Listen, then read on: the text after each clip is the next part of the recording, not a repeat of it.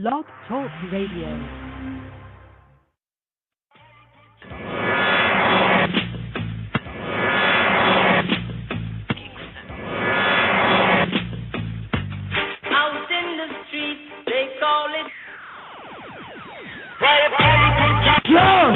Rastafari. Yeah.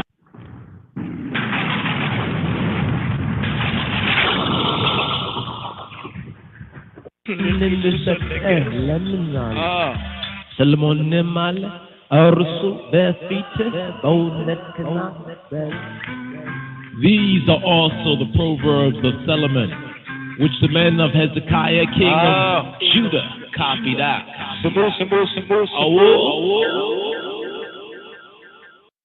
Salamta Beteseb. Greetings and welcome, family, to this special episode of Wisdom Wednesday with the Rastamandem here on Discipleship Radio. Sabbatical study, this I Rastafari sabbatical study for this Shabbat Strong. I thought that it was the Saturday. I thought it was like the after the Sabbath. And so my mind was, so of course I kind of came out of, I had for a moment thought that it was the Saturday. I thought it was like the after the Sabbath. And so my mind was, so of course I kind of came out of hyperspace, out of the rest. So, you know how one feels, you know when you wake up and, you got something to do, so you got kind of like groggy, grumpy, whatever. I felt the same thing, but I was like, I've recognized I need to overrule and overcome that. So I go through that, but it's like, it's a stage. This is passing, and I'm causing it to pass. I'm managing it. It's like when Satan was wrestling, or when he was tempting Job, he likens it in the testament of Job to like a wrestler, where Satan keeps testifying that every time he pinned down Job, Job would be like, yeah, Job is pinned down. But it was like Satan perceived Job was gathering his energy. So it's almost like somebody pin somebody down, and that person kind of like allows it for a moment. So when the referee comes, they slam down their hand like 3 times. 1, 2. While that person who's pinned down, they're almost like, it's something that they teach in some of the forms of martial arts and discipline and spiritual discipline. It's like you're almost like relaxing your muscle, but your mind is thinking to fire back, but you're relaxing everything, only turning it off to turn it on suddenly. And so Job would flip it on him. And so it was like every time he thought like Job would be like an athlete, he kept calling like Job was like an athlete. It's like he would think and he used the wrestling. Satan's the one who introduced him to court, the wrestling scenario. It's like he would pin him down, and it's like the referee's like 1, 2, and then like slow down, and then Joe won. Joe flip it over, wave the floor. You know what I mean? It came to it. And I remember reading that, and I don't know if it's being only child with it, but there's a lot of mind time and spirit time. So you start to see the word. You start to. The greatest thing, I'll be honest with you, and I pray and hope that all of us are able to do it more and more, is like where you can take like scripture, that which is written, and you can animate it in your mind. You can animate not just in your mind, but your spirit. So you can really look at different ways of this word. Almost like the word you're reading is like a code, and your mind is like a computer. So you're putting that word in there, but sometimes you might have to, redo it or just tweak the settings. And the whole purpose is to which way is this word rightly brings out the picture. In other words, it can't be about you seeking to enforce your opinion on it. That's something I highly, highly stress. And that's difficult because we as people, we have our way of looking at it. But that means sometimes you're coming to preconceived notions. That you don't come to it with preconceived notions, that you have preconceived principles, or there's principles. But the principles are like his righteousness is imputed. It's not our righteousness, it's that he has put it in. Like for years, they think people talk about imputation and imputed and all these like religious teachers and scholars. And for years, I didn't think about it until almost recently. It's wild. I kind of knew how to intellectually explain it on a certain level. But then the spirit one day, just being quiet and just looking over things, it was like, you know what imputed mean, right? I'm thinking like, sure I do, sure enough. So what does it mean? And I recognized, oh man, I don't really have like a good dictionary definition.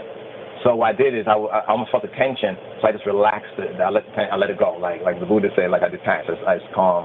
I was like, oh man.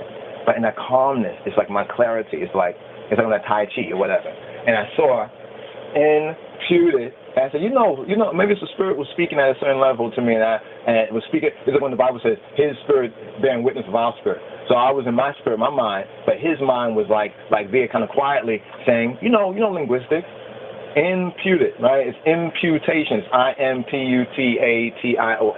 But what's another way of looking at that? And so, kind of these principles, like sometimes the M is an N in different languages. Sometimes the M changes to N. And sometimes, like I was saying, Tammuz and Demuzi. It's like Demuzi. Like the T goes to D. Like in Egypt, they say Aten or Aton. And then if you look at it in the Hebrew, it would be Adon, Aden, Eden, Edom, Adon, Adon, Adon. So you have these different words that are related to it. And this is kind of go back to like the Tower of Babel when everything was one, when people would have understood that, just like what I explained right there, would be able to see all of that, but in spirit was able to rightly see which is the applied meaning here, which one of them properly fits here. It's almost like, puzzle pieces, which one you don't have to force it to fit it. Boom, there it goes, there it is. But then after the Tower of Babel, the crash of this was like the fragmentation of human consciousness and thought, creating kind of like the background of the world that we so-call, this end-time world. And this is like the consequence of that act, because you'll see where the Tower of Babel and Pentecost, or the upper room, had a lot in common. It's almost like, in a sense, some who are Jews, and they say they love the Messiah, they say they're in the Gospels, but they don't like Paul. There's some Jews out there who say, yes, I'm a Jew, I like Yeshua, Yeshua is the Messiah, but Paul, we don't know about Paul. Paul is taken a different way. And so, as I was saying right here about Paul, there was a point, because there's a couple of points kind of, so they don't like Paul, because in their opinion, Paul is, see, the reason why an Old Testament Jew might be able to receive Yeshua, because he's a Messiah, because they really get into prophecies, they'll see those things that it was fulfilling of prophecy. But they say it has to be in the Old Testament. If you really look at it properly, just as a black or a brown Jew, you should be able to receive that. White Jews, I can understand if they feel in the white-minded racism, that they might reject it. If they are somebody about truth, they might learn the truth that Christ is black and Jews are black and so forth and so on, but they might reject it because they're on the racist shit. They are still caught up, they're in that state of mind. Or they might receive it like a modern white Jew, like the Jews for Jesus. They might receive it in that sense of have your hand in everybody's pocket. They might kind of receive it like on that kind of level. It's been for, real. So when I look at the word imputed, getting back to that, I saw it was input. It was imputation. We say imputation, that's a play on words, linguistically speaking. And so when you understand those flip modes, those kind of preferences, some words you write for M, you can write for N. Some words you write for D, you can write for T. You know what I mean? So you have these like a C and a K sometimes, or a C sometimes has an S sound. The letter C sometimes has a K sound. So how that goes around. And when you're studying history and the documentation and evidence of history, you see it in those different ways among different people. And sometimes among the same people, you can see it in a different way. So it makes you think like, wow, I'm just looking at the fossils. How was it in that time? Like how could they have these different ways they said it? Were they all saying it at one time, or did it kind of go from one thing to the next thing when you study? It's like studying the sociology, linguistically of the Bible. Through the language, you find a lot there. But then what's the great miracle? What's the great work in the New Testament? Right, which is almost linked, it is linked to the Tower of Babel, but in the opposite type, is Pentecost. Pentecost was when all these different Jews, right, Hebrews of all the different nations, came together in the upper room. The Holy Spirit, right, descended upon them, Joel's prophecy, and they spoke, right, like in each other's language. Because they were Hebrews who had different dialects. So this kind of idea that some say that certain words are only, they'll say this is the right way or that's the right way. It all really depends in the true context on who we're speaking about. We had Jews, and the Acts of the Apostles will tell you, all the different nations there, and then later on you'll find there was an Ethiopian official. But you find that Ethiopian wasn't directly named in those lists of nations, of different nations that Jews were already scattered in. So what do you have there? You had Jews like who were Judeans who were at home. It's not like today, I'll compare it with the children of the Ethiopians. You had the children of Ethiopians who are in Ethiopia, right? Who might not have left. And some of them who have gone into exile or who have been born into exile or grew up after the time of, like, say, 74, 75, like, during that time in exile. So you had the Jews who were still at home, the home Jews, and then you had the Jews who were in different nations. Like, you have the Ethiopians for the first time. Ethiopia and Ethiopians, in recorded history, are in a period of exile, and in some sense you could say like a forced, kind of a somewhat involuntary exile, like a forced exile, a circumstantial exile, an exile. So you see even there where Amos 9 and 7 says, "Are ye not as the children of the Ethiopians unto me, the children of Israel?" And then we look at, it was the children of Israel who first kind of went through these experiences, and then you have the children of the Ethiopians also going through these sort of experiences. That's what was the revelation when I finally did get up to, get up to stuff for the TJIF. At first I was still adjusting myself to it. Oh, it's St. John's Friday. I was thinking about the Sabbath. So I had to take that time while I played some music to focus on, okay, what is today? What's the season? So how we go about it? Okay, well, the daily psalm is, for the day is, and for this day or the day preceding was 117. Now 117, I already, knew, like, what you can see is one of the shortest psalms. It's actually 2 verses. You talk about brevity. You talk about briefness. It's very brief. You got 2 psalms. And it's a call to the Goyim. It's a call to the nations. It's a call to the Gentiles. Now, let's ask this right here. Because some modern black and brown Hebrew Israelites, or I call them Samaritans. Okay, get that ready. Some Samaritans, right? Some modern-day Samaritans. So one can understand, and I want the Rastaman, and I Rastafari brothers and sisters to really get eye on this right here. We're talking about the black Hebrew Israelites. We really have to know that history. Because when we know the history, it really provides even more grace and truth to us as we approach or even deal with the reproaches, right, of those who are like in a sense, like our brother from another mother. Can we say that right there? Our brother from another mother. I like that right there, because that kind of helps to even link with Judah and the Ephraim, because we want to go in on them debunking that, like Ethiopians' handbit, debunking that, and one way to debunk that and to show that they, according to the mind of the flesh, are going too far. They're going out of the lane, on this anti-Hamite thing, because you have to think about it. And these are the Jews, and not Jews, well, some of them are, but the Israelites, right, and our people, but, we've been scattered under different conditions and circumstances, right? Being I and I people, then it kind of makes sense. Some of these things really do make sense, like the Samaritan link and the 10 spies. So after doing the psalm, because there's a certain basic, like, ordinance, when it says keeping the ordinances, keeping his statutes. So even in our gathering broadcast, we try to keep those basic principles. The basic principles, entering his courts with thanksgiving. You see that in the Psalms. So we begin off with those Psalms and music and the music of thanksgiving, as well as the daily Psalms. That's why we come with the daily Psalms. And the daily words that said, whether it's Monday to Friday, or whether it's the Sabbath, or whether it's the first day, there's certain invocation, to those being gathered at this time. That's what we've been, like, seeking to share. And that's up there. We had some clips. Probably we'll re-record it and kind of redo it, because it's from this cycle. But this cycle is about to. I was looking at the calendar. I was like, man, the calendar needs an update, because it's still good. See, here's what is kind of interesting. The Ethiopian part of the calendar, but then we have like the schedule, like from September to September. Right, so that kind of wheel and the wheel that kind of overlap there is, like, very interesting, but it's kind of comforting too, because even like we don't have a new calendar, right? Since it's a combination of the calendars in the cycle, it's still good. And even though next year for the lunar we will have to make some adjustments for the dates and the time, it is still good in that sense for the solar for every year. So if you have a copy of it, like the calendar book, you're able to still utilize it if you're able to read it and understand it. That, well, the solar is still good. The solar dates, the lunar dates, how they vary. But if you have the Torah portion reading and feeding for the lunar dates, all you need to know is, like, where are we? Like where we at right now? We're at number what? Okay, boom. So you go to the chart, so you still have the readings. Now, the holy days also move according to the witness to the moon. So that might, one might need still the 411, iron sharpen iron. You know what I mean? So there is a certain regular mechanic that has to go on. Like even the priest, the Ethiopian priest, in setting the holy days according to the Ethiopian Orthodox Tewahedo Church, according to the true church and the professing church, there is the movable feast. So you have the fixed feast. So how the Ethiopians articulated the fixed feast and the movable feast. So after getting through the basic ordinance, after getting through the basic statute, or what we know as in Amharic as the Sarat, or the Sharat, right? Or in the Hebrew, we can use the word the Seder.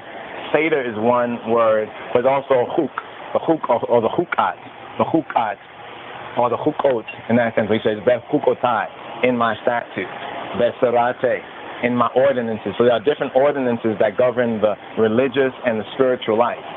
You know, so even how we praise, there's a certain principle we got to keep, but within that structure, it's like a house. Within the structure, once you build the structure, right, what goes on in the rooms at the times still have an order, but there's also, it's like order and spontaneity. That's the key right there. There's the basic principle of order, and there's also the spontaneity.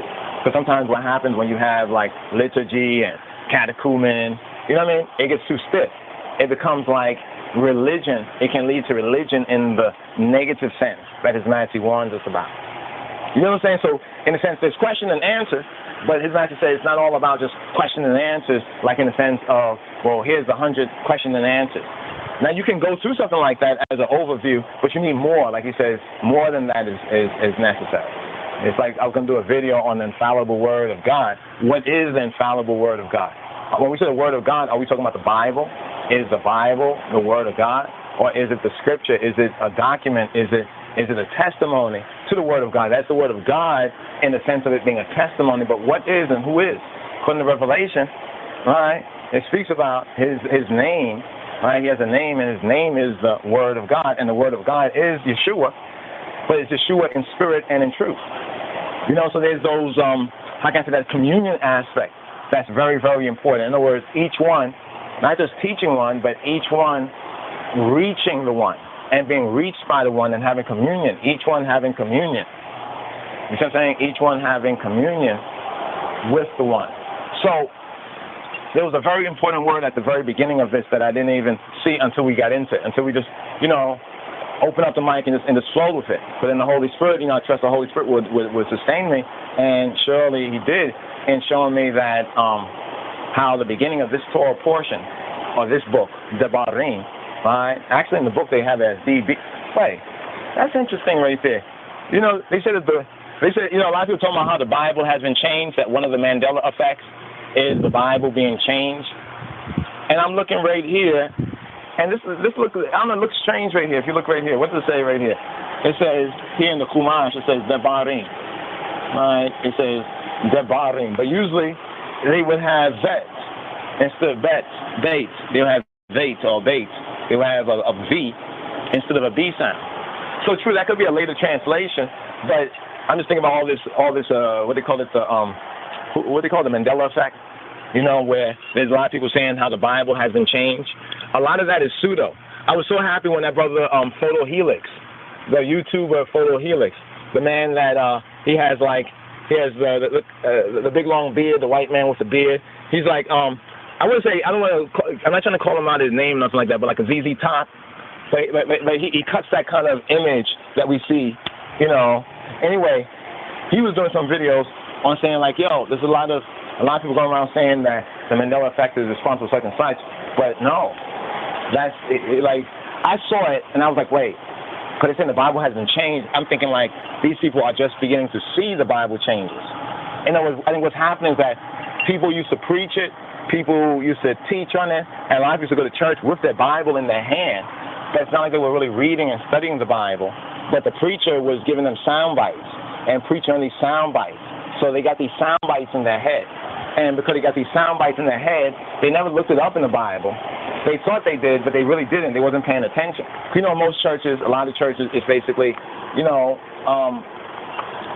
verse 2, a theme, a song and a dance, and money, let's get to the money.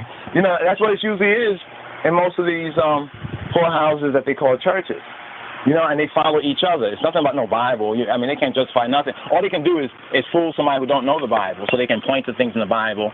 And once you show that, where's that? Then they be like, oh, okay. Then they play these Jedi mind tricks. They try to play these mind tricks on you and stuff like that. But yeah,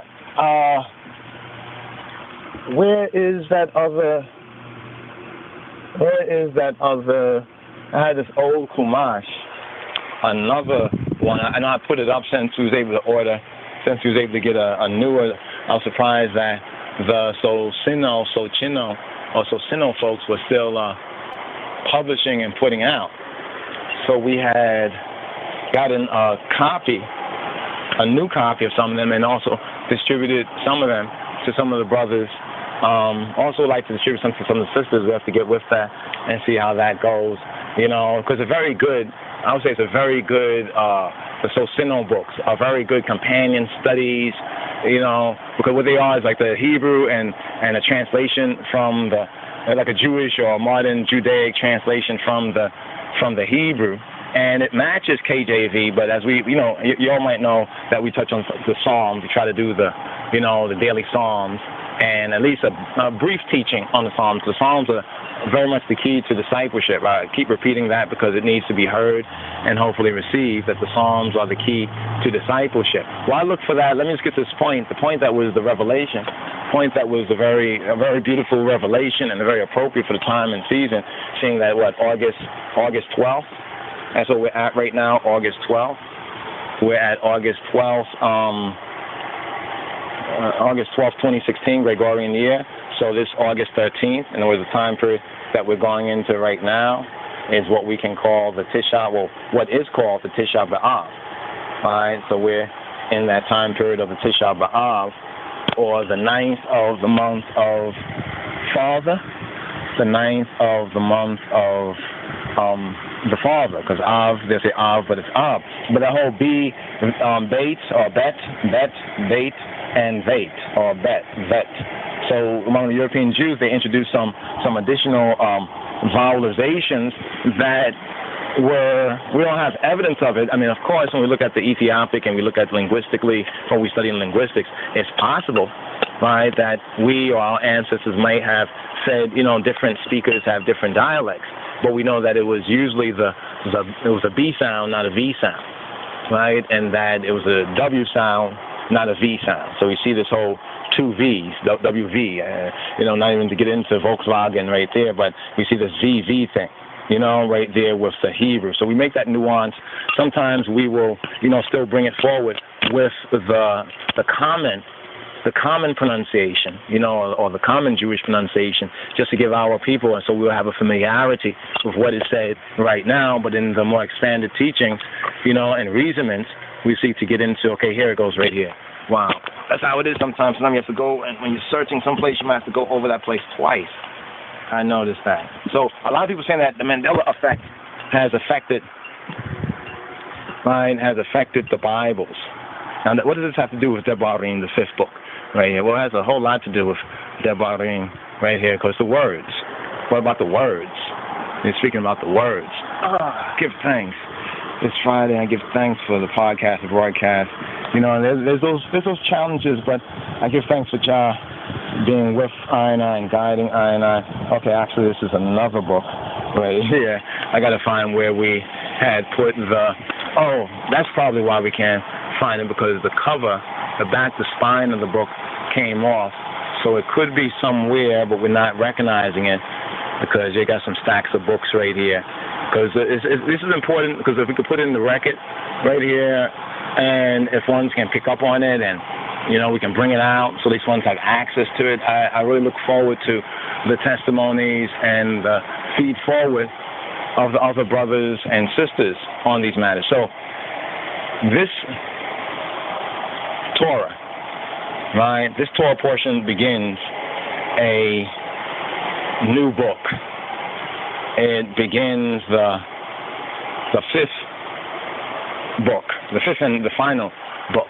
So it is also here that we are fulfilling actually this cycle, all right? This cycle of Torah portion reading and feeding. So we are fulfilling this cycle right here. Okay, I'm still looking at Slika, because I like to just check to see whether it was Devarim or Devarim. I know that many say Devarim, but I'm looking in this new copy of the Chumash, the Torah, the Synagogue Torah. And the Synagogue Torah is basically a book that has the Torah portion reading and feedings as we have them in the chart. but they actually are in one book. So in the synagogue, this will be used from Sabbath to Sabbath, and also for certain holy days as a liturgy book. As we mentioned before, the Torah is for, we could say, the Old Testament, or for as a groundation, it is the Kaddish, or from it comes the Kaddish, or the holy, right? What we know as the holy, or as the liturgy, right? Our liturgy. Now, how does that compare? How does that contrast with what we'll call the Messianic liturgy, or the liturgy of the EOTC, right? The true church and the professing church. We're putting this out as some of the possible follow-ups, to be studied on in more detail. Some of the possible follow-ups here to be studied in more detail. But this Torah portion, I'm going to let off on the search. You could tell, brothers and sisters, because I'm kind of walking around from here to there, where we got some, I call it like book depots, certain books that I use regularly in these studies, especially to kind of reference, to sharpen our own sword, but also to, give the eye them, the stones, so you can sharpen your swords as well. So in some of these books here and there, I just have been looking for this one book, but this one book, no doubt, is probably in an obvious place, but it's not a necessity. It's not a must nor a necessity that I find the book right now. Probably what will happen is, after I really start to bring this out and share this with the eye, John will clarify in our vision, and I will see where what we are looking for is at. That's why I could really understand Yeshua Rabboni's parable, where he gave the Mishle, the Mashal, about the woman. Remember the woman who had the lost coin, and she was looking up and down for this lost coin. I remember when I read it, I think I read it one of the first times, and the woman had a coin, the coin was lost. She finds the coin. I'm just giving just a summary of it. She finds the coin, and she's so happy, like she has a party and everything. It just seems like she has a virtual party for all her neighbors and everything. And it's curious because she says to the neighbors, when she put out the word to invite, the invitation, she says, "Rejoice with me, because, the coin that she had lost, that she has found the coin that she has lost." I remember reading it, and I'm like, like in the religious, when you have that religious mind, you're like, okay, yes, Lord, yay, amen. You receive it, you accept it. But then I think as I went over it a few times, because that's one of the parables. The parables are also, next to the Psalms, are very, very important, as some of the principal keys, some of the keys for I and we. So as a parable, I read it and I went over it again and studied. And then I began to ask questions. And, well, all right, since we're supposed to ask Adonai, Adonai anything, like our Lord, our big brother, and in wisdom, in the spirit of wisdom, of chokmah, to ask. But sometimes we don't get the answer because we don't ask. You might think, oh, I don't want to be irreligious. But it's sometimes not even about being irreligious, it's just being proper to really seek out, so, because somebody think, oh, this kind of question is not a good question and you shouldn't ask that question. I don't really share that, because in my own experience, it's like with this parable, I had to ask, okay, why was this so important? About a woman losing a coin, she finds a coin, and how is the kingdom of heaven related to this? It was when that curiosity of, okay, I get it, but I really don't get it. Explain this to me, Adonai. Explain this to me, Lord. John, I need to know, why is this so important that your son would share, some of the parables, some areas of Scripture. We look at some of the laws, and some of the areas of Scripture are very overt and very obvious. It's kind of very clear, why this or that is there. Like some of the commandments, some of the statutes before. Some of the statutes and some of the ordinances are very clear. You can understand, yes, this is what's right, that's not what's right. Some things are moral and overt, and some of them are obvious, the statutes. But then there are some statutes that we're called to keep, and they're not so clear. Some of them might even seem illogical, like when we talk about the powder aduma, right, the red heifer, the statute of the red heifer, right, while other statutes, or ordinances are a little more straightforward, you know, the sense of it. We can say, okay, I get the sense. Others, they cause us to ask. They cause us to think and to meditate and to begin to seek. That's what that word seek, that's the sense of that word seek. Begin to seek, you know, seek, ask, seek, and knock. So the second stage is seeking, the first is ask. So I ask, why was that so significant, right? And as I'm looking for this other book, this other copy of the Chumash, it's kind of very curious sometimes when you're looking for something, you don't find it then, and you find it later on, you're like, wait. You know, so not even to bug out or nothing like that. I give thanks. So Debarim. Let's go into Debarim. It says Eleha Debarim. Eleha Debarim. Right? These are the words. Right? The first verse of the first chapter of Deuteronomy. These are the words. Eleha Debarim. These are the words which Moshe spoke to all Israel beyond Jordan, in the wilderness, in the Araba, over against Suf, between Paran and Tophel, and Laban, and Hazarot, and the Zahav. Now these are the words.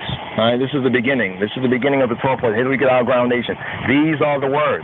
Now, as I begin to, refer to the Chumash, because there's some various references. We have our Schofield, right? The Schofield is like our groundational reference, and hopefully we'll be able to bring that out even as the reminder, some of the first words for the after the Shabbat. So I look forward to recording this actually after the TJIF, Thank God Friday, because the revelation of how the reference, the point of reference, Debarim, and the fuller context, these are the words, or Ele ha-Debarim, the references to all the ordinances that are contained in this book, right, this fifth book, beginning with what is known as the 10 Commandments, or the Aseret ha-Debarim, the 10 words, or the Decalogue, the commandment.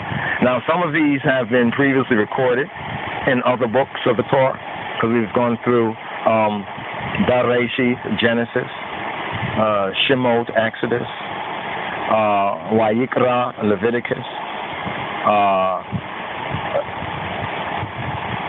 Bamidbar, Bamidbar, Numbers, and here we are in Debarim, Debarim, or the words, or the oracles. So the words are the words in the sense and in the context of the oracles. Now, see, this is very important for us. We'll go through this, and I'm not sure of how deep or how long the revelation and the Spirit will have I and I meditate on this, but we're sharing for I and I meditations, and hopefully it can be as like, iron sharpen iron, and also a guide to the iron and the iron's eye liberations. The eye liberation, deliberations, one's deliberation, one meditations, one meditations. So these are the words, right? So these are the words, because this is a very intense, time. There's enough that's compacted here, and touching on the items in this season, even before even getting into the details or the summary of this first Torah portion in the book of Deuteronomy in Debarim, we're first of all focusing on the intro idea, the hasab, right? The counting, the reckoning. And then we're looking at, well, what time are we in right here? We're in the Shabbat Chazon.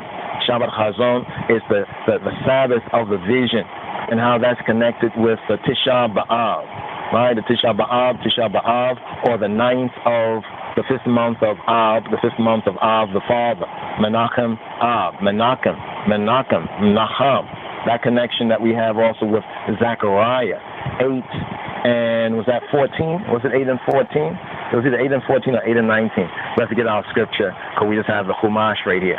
Because it's just a couple of first words and kind of regurgitating, chewing the cud. That's what we call chewing the cud. And we recommend the item also, like if after the reasonings or whatnot, the eye is still like up and in a wakeful, and you might have reasoning in the eye themselves. You have recorders on your phones. All right, take a little time and just reason. When I'm reasoning right here as I'm recording, as you'll be hearing, I'm talking to the eye. even though at the time that I'm talking to the I am, I'm talking in the prophetical mind, right, in that future that I'm already looking to the time, hopefully, John willing, where this can be heard and you can be listening to it. But at the time I'm recording it, I'm just seated up right here, you know what I mean, like in this first room, this front room over here, you know, I mean, we're in these booths, these sukkahs, right, we're already in these sukkahs, these temporary dwellings, these booths, as it were, not in the march, but in the wandering. We're still in this season of wandering, even for many of I and we, and while we still are out here in the West, in this condition, until we bring it together so we can go forward on the march, because that's connected to the Tisha B'Av, right, from Aharon dying, right, from Aharon dying in the Midbar, in the wilderness, or the book of Numbers. We see that change from the wilderness wandering to the march, right, Israel on the march. And when they was going in the wilderness, right, before they went into the wilderness was part of a judgment because of the 10 spies. And that's nearly like 40-something years earlier. I want you to key that right there, 40-something years earlier. In connection to this season, there's a half an hour space in that 41 years. From what? 1974, 75 to the present time, 2016, we have that 41 years, that half an hour space. We're seeing this season that we're in to be very prophetic. Right, and not to overhype, anything and get into what a lot of others in some soothsaying and this and that, but just to bring out what the word says and what that small, still voice is saying to I, what his spirit, his mind, Hamushiach, consciousness, and mindfulness is testifying to I concerning this word to share with our brothers and sisters. Right, because each one teach one, because this is what the narrative is even speaking of. Right, but now let's just go over this right here, and we're going to move forward and probably go over this, some of the basic elements here, because we need to, as I say, chew the cud. I need to refine on this, because as we refine on this, for example, let me go forward right here. It says that this right here, the reference, ele hadabarim, these are the words, dabarim, hadabarim, ele hadabarim. The reference is to all the ordinances contained in this book, beginning with the 10 Commandments. Keep that in mind, the 10 Commandments. So on the TJIF, for the Eve, the sabbatical Eve and the Shabbat Chazon, right, the eve of the Shabbat Chazon, we touched on some of the basic historical and prophetic elements, and also how that connects with the narrative that we have in Debarim, and also, right, glimpses into the Rhema, or the right now word, right, the Ahununu word, right, the Rhema word, or the right now word, as it applies to us in this particular time, 2016, in seeing the vision, because the Shabbat is the Shabbat Chazon, and the Shabbat Chazon and Debarim, right, they go together, right, within the Shana, within the revolution, within the Moedim and the appointed readings, and in keeping the Sabbath, remembering the Shabbat, HaShabbat, to keep it Kadosh, to keep it set apart. And what better way to keep it set apart but to read and study and to meditate, right, on his holy words, right, his holy oracles, as it is written, right, as it is written. Amen? Amen. So now we have His Majesty, our Father, right, Menachem Ab, right, Menachem Ab, right, I Abba and Father, saying even in the Lutheran interview, right, the Oswald Hoffman, right, when he asked about the reading words, right, in fact, I think are we able to bring this out? Where's that book? So we can get the actual quote that His Majesty speaks about the 10 Commandments, fulfilling. You all heard it. We'll play it again and again, right? Love to hear His Majesty's voice, and love to refine those first principles. You see, those are the first principles, because His princes shall come out of Egypt.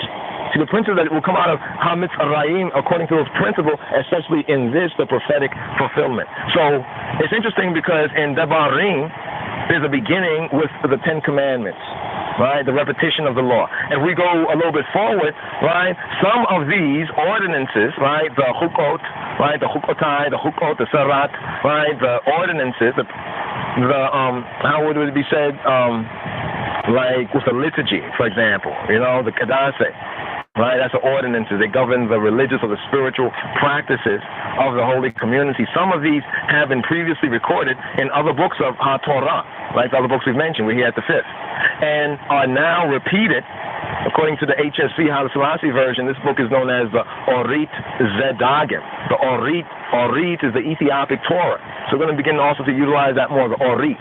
So you say in the Orit, we're saying in the Torah.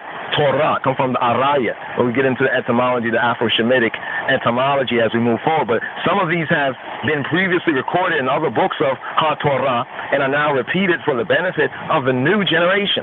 So there's a new generation here in the narrative in Devarim, in Deuteronomy, as we begin this portion here for the 44th, the RSS number 44, right? Devarim, the words, right? Or these are the words, right? Which words? The 10 Commandments. What does Abba-Father say in that advice? In his advice to young people, in his advice to a new generation. This is why the word says that he is the same today, yesterday, and forever. So we see even in that revelation, even in that visitation, right, in the person of Qedamawit HAILE SELASSIE, right, in the person of the conquering line of the tribe of Judah, the root of David, right, in the person of the King of Kings of Ethiopia, the elect of the power, the elect of Ekgaziabihar, Lotus Sabhai, one and the same. He's speaking to a new generation, even to I and we as a Rastafari, as a new generation. He's speaking to us as a new generation. The Barim is also speaking to what? A new generation. Why is there a new generation? How is it a new generation? Well, it's after those 40 years. 40 years. So we have to understand the significance of time and judgment, right? The significance of time and judgment, right? So there's a new generation. This is being repeated, right? Deuteronomy, repetition of the nomos, repetition of the law, or rit zedagim, is being repeated for the benefit, right? So the words, the barim, is being zedagim, repeated for the benefit, right? For the baraka, the barakat, the blessing, the burake, the blessing, right, of the new, the hadith tulid, the hadith tulid, the new generation, which was to enter the Afro-Canaanite land, right, the Canaan. All right, so others are repeated zedagim because of additional details and points of elucidation.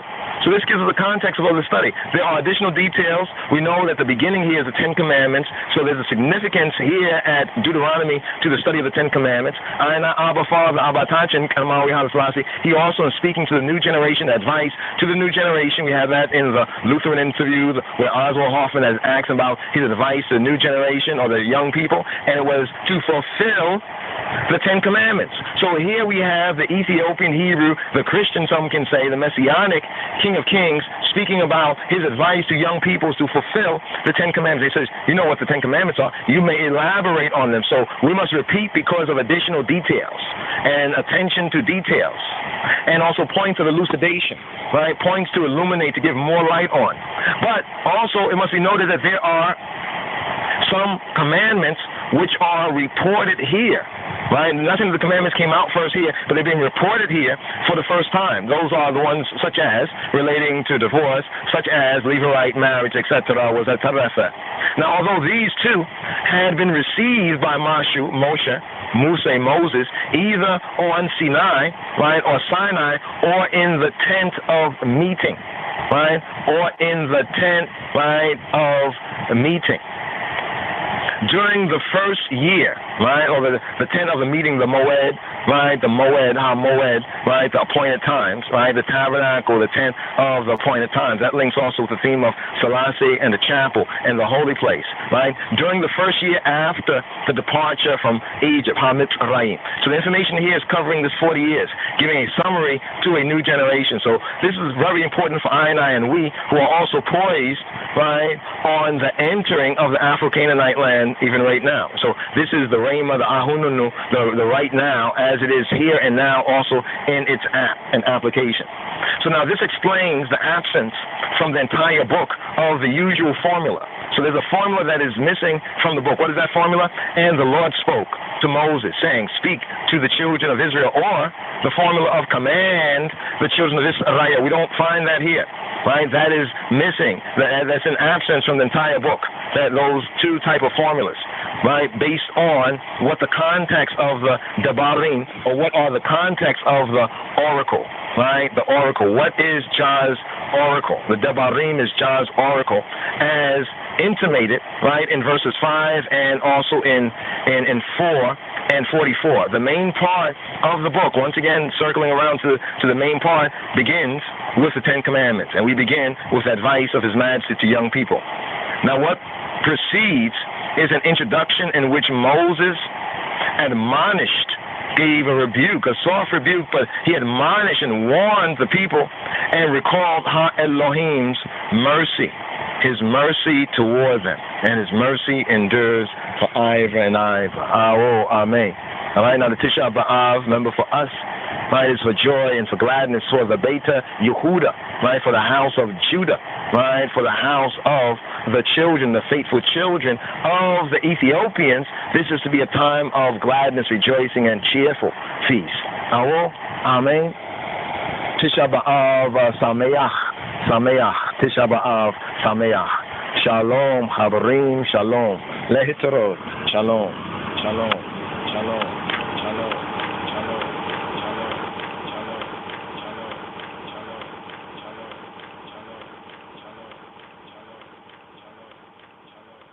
Sabbatical study, this I Rastafari sabbatical study for this Shabbat Strong. Shabbat Strong.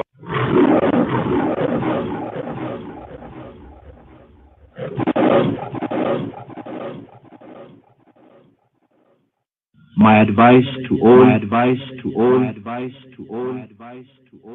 is to fulfill the Ten Commandments.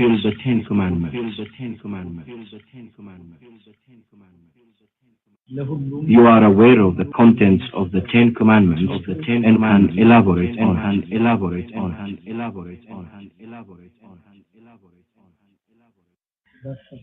If the nation for which I am the emperor follows and accepts this, since it's also what I accept and follow. I would believe our country is not only historically Christian, but also actively Christian.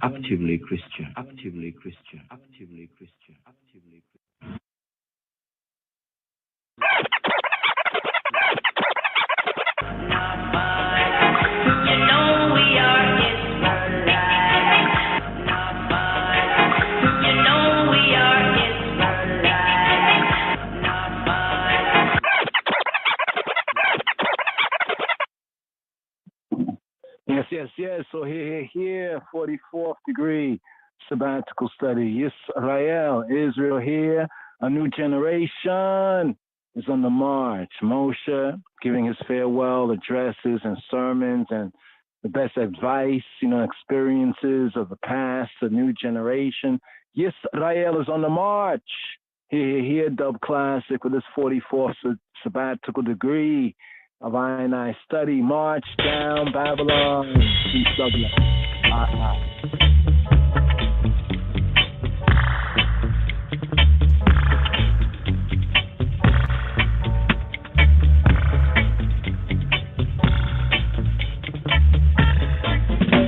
Politics has failed. They let murderers invade. They fulfill prophecy. They made themselves history. Ready. Bigger march on Babylon. Ready. Bigger march on Babylon.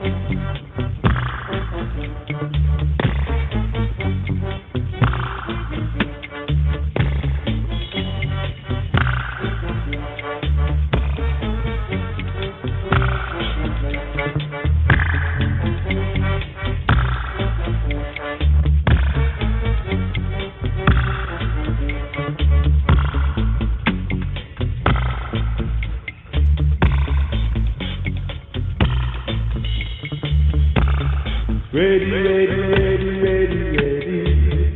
We go march down Babylon.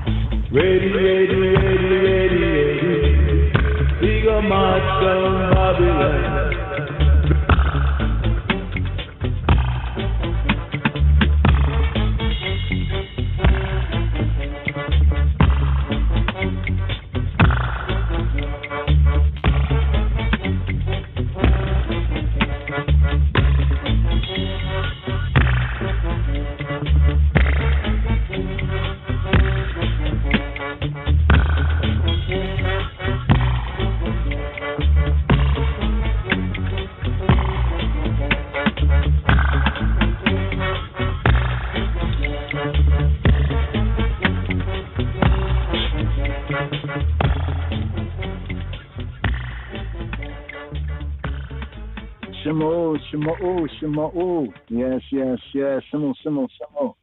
Kulkam, Takshivuli. Y'all listen to me right here. Hulachahum Simunye. Here, when it says march down, it's march down Babylon. I know we say mash down Babylon. But originally it's to march down. Here we have Yisrael on the march. March down Babylon. That was the B-side of Dubwise, Takshiv, Takshibu. Hear this. Yes. Rewind and come back, selector. That was Prince Douglas on the Dubwise right there. But actually it's the chosen brothers here. March. So march down becomes march down. I guess it's stages, right? But right here, march down Babylon, here the A side.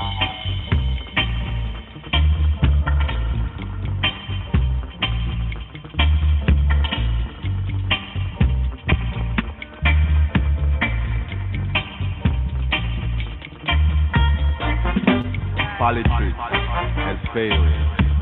They let murderers invade. They fulfilled prophecy. They made themselves history. Ready. We go march down Babylon. Ready.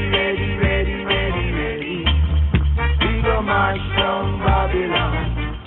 Matrix has failed. I am not afraid. Matrix has failed.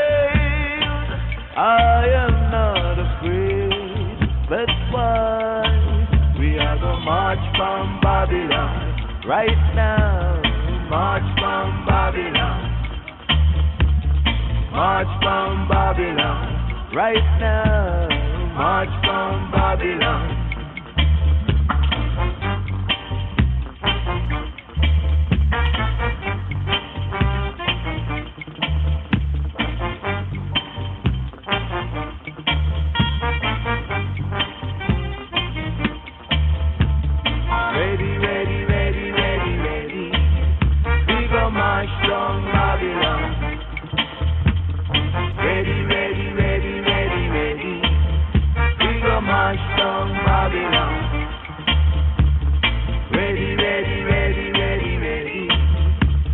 gon' march down Babylon.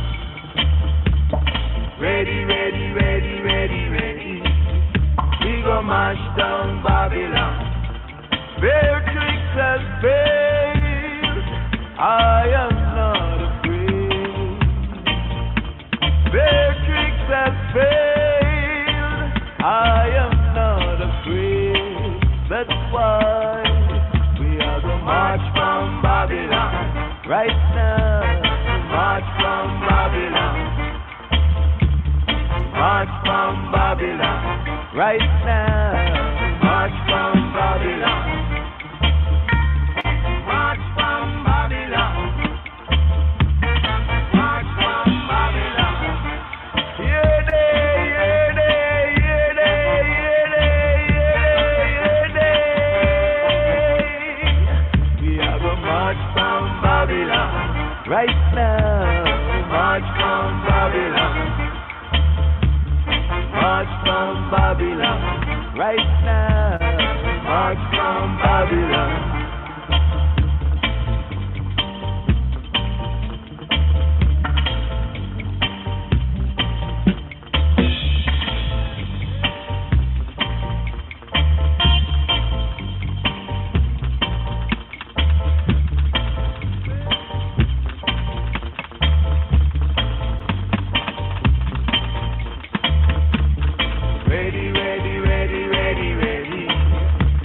March from Babylon.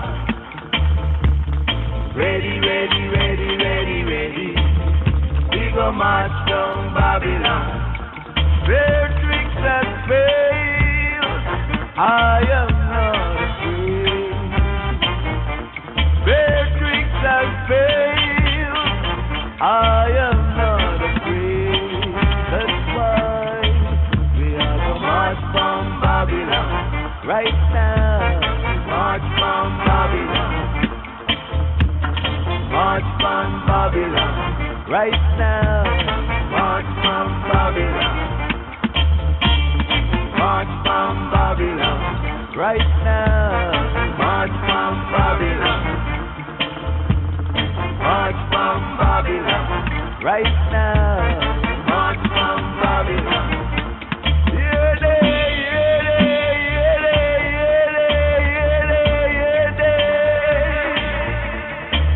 Yeah, march from Babylon. Right now, march from Babylon. March from Babylon. Right now, march from Babylon. Yes, yes, yes, yes, yes. March down Babylon. So here, classic, and we're gonna pick up here on this Torah reading and feeding. First words and such a breakdown and builds narrative of Moses' his farewell sermon. According to tribe tradition, this is like 37 or so days before his death. But here, Israel's on the march. Here is Chezedek with March.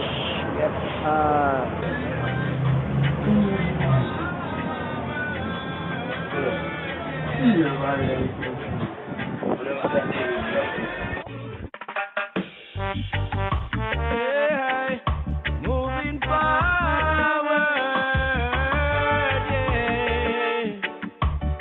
Forward, march,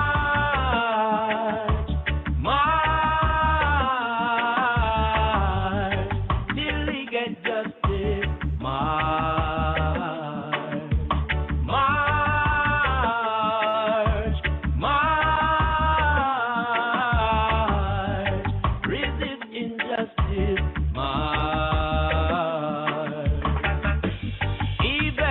Blood run, we will not back down. We keep on going, we keep holding on. We got no guns and no nuclear bombs, man. Unity make us strong, strong. Why should we be silent while we are being downpressed? We must rise up on our feet and protest.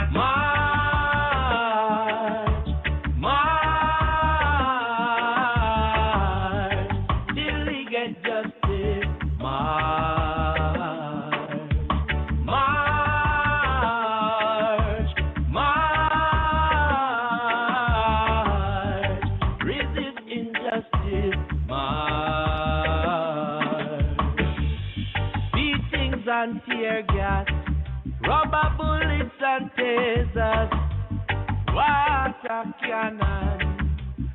Till we are galang, live ammunition, still hold position, keep the resistance. No give up, we give thanks. We won't be silent by the violence. We'll be chanting right to the end. March,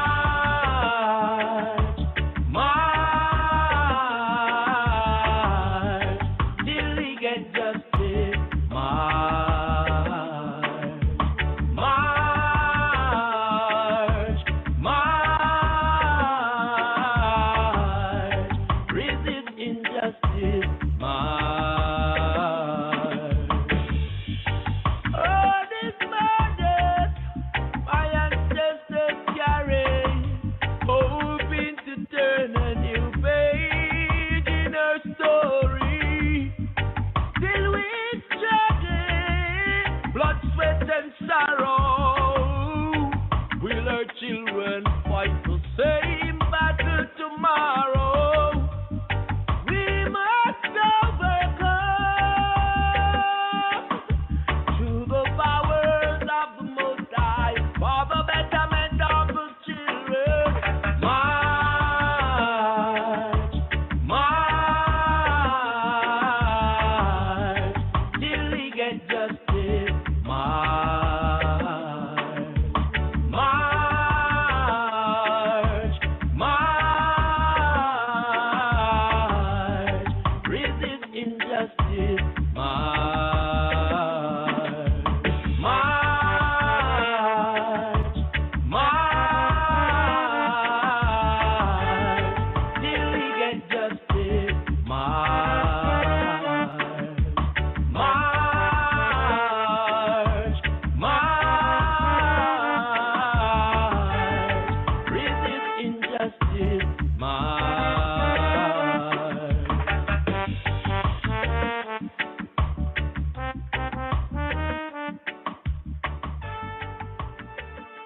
Yes, yes, yes, yes. Give thanks, give thanks. Chesedek right there, there's a Melchizedek, but Chesedek right there with March. Before that, the Chosen Brothers and Prince Douglas with March Down Babylon. March down, mash them down by march them down. But what is March? Yisrael, Israel, here, a new generation here in this Torah reading and feeding. At the 44th sabbatical study here for this Shabbat Strong. We have Yisrael, a new generation on the march, new generations getting instruction, direction, getting a narrative of the history of their fathers, their patriarchs, since the Yetziat Mitzrayim, since the coming out from the Mitzrayim, from the two lands, the two embankments, two lands to the Tawi.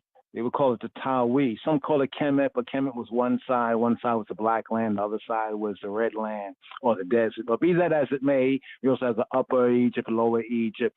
The Hebrews, we call it the Mitzrayim, the Mitzrayim, the two lands. So here, what we have on the screen right here is the H5265. Just to bring out a little bit of the theme of March right here. Here we have Nasa'ah. Yes, it might sound like in the English transliteration NASA, but there's another word, Nasa, which means to lift up. It's written with a sin and not a samek. A sin and not a samek. Now the samek, I don't know how well ones know the Ivrit, but let's see if we can zoom in. There we go right there. That letter that's in the blue, the light blue, sky blue highlight right there. That is the Hebrew letter samek. Samek. So there's sin and there's sheen, right? So the very same or similar letters actually is Nun, Samek, Ain. What you see on the screen right there is Nun, Samek, Ain. So therefore the pronunciation Afro-Semitically would be Nasa. And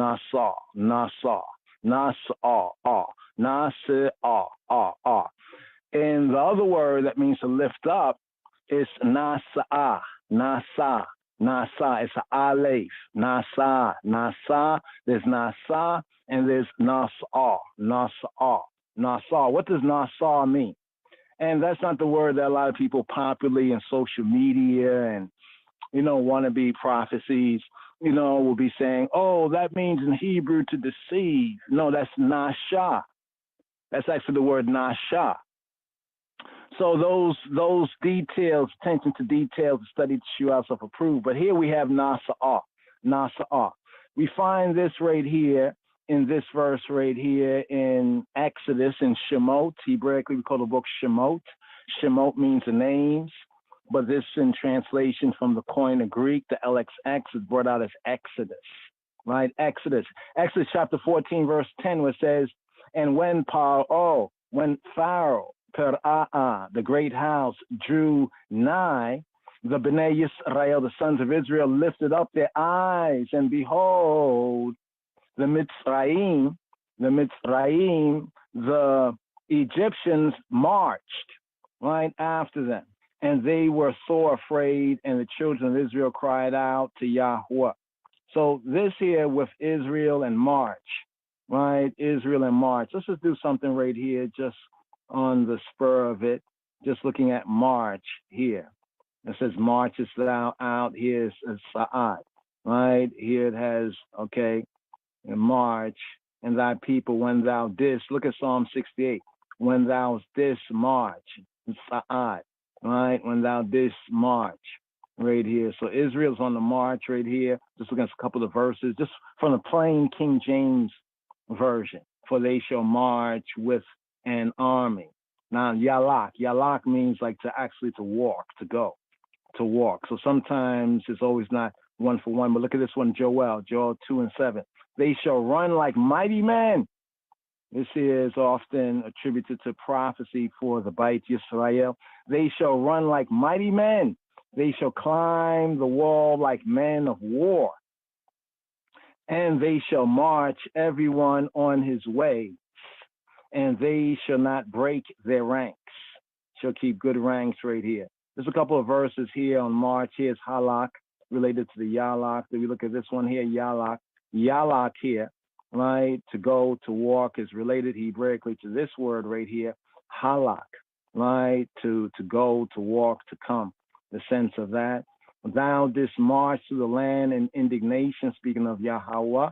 Right here we have Sa'ad, to step, to march. Let's go down to Strong's. Strong's bring this out in a couple of places. The key meaning of Sa'ad, to pace, to step, like a regular stepping, is marching. To mount, it also says to march, in a sense to hurl. Right there. So here, Yisrael's on the march. It's pointing to that right there. In translation, sometimes the same word that's in Hebrew sometimes is brought out according to translators. I won't say the whim of the translators, but the knowledgeability of the translators in a couple of different ways. But we see Yisrael on the march from the previous book. Let's do this right here. Keep that on the screen. Let me get my hard copy right here so I can direct the search right here. Give me one moment. Okay. Do you remember in Numbers? Let's get the book right here. Numbers, the book before Numbers, because here we get the transition from the old generation, the 40-year-old heads, right, to their children. And we get to see that Israel now is stepping up right here with this new generation. And the key area that they're stepping up is that there was a battle. There was a war. You remember Sihon and Og and all those things that had happened? Well, that basically shows that the old generation couldn't get these victories, but the new generation, were basically moving in, that faith. That's what said Balak. Remember, it's before the Balak and the Balaam part.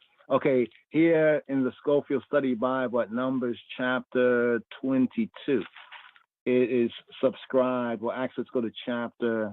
What is the marching begins? It begins after the death of Ahiram. So let's do this right here and bring this up before we kind of bring this presentation right here for today. But this is for continuity purposes. Here, let's go to chapter 21, right? Chapter 21. Okay. So in chapter 20, right, from verse 23 to 29 is about the death of Aharon.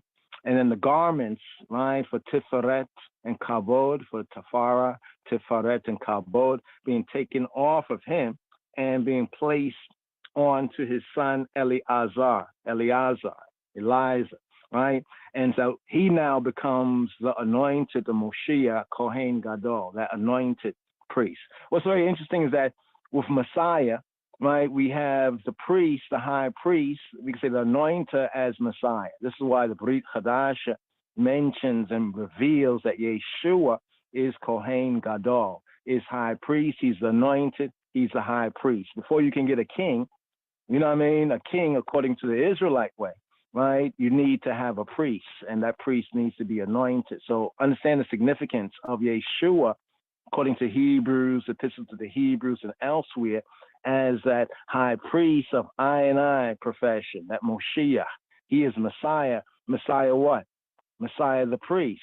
Yes, Messiah the priest precedes Messiah the king. But here we have Numbers chapter 21, verse 1. And it says, and when Arad, the Canaanite, who dwelt in the south, heard tell that Yisrael, that Israel, came by way of the spies, then he fought against Yisrael and took some of them prisoners. So we get this Arad here, Arad, wild ass. Arad, he's a wild ass. What they say the name means right here. Sequester, a fugitive, like a flighty ass, donkey. But we go to the second verse. So he takes set against Israel, but some of the Israelites get taken prisoners. That's interesting. Is that what we see on the walls in Mitzrayim? You know, after the approximate time period of Yetziat, the Exodus. But here in verse 2, it says, and Yisrael vowed a vow.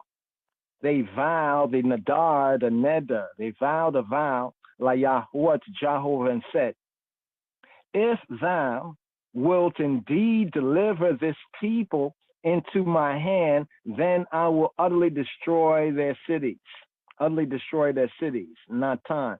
So the word deliver there, basically more better, it'll be if thou will indeed give this people, speaking about Arad and his Canaanite bunch, into my hand. So Yisrael, just speaking of Israel, all the them, all the B'nai Yisrael as one man, all of Israel as one man, as a corporate body.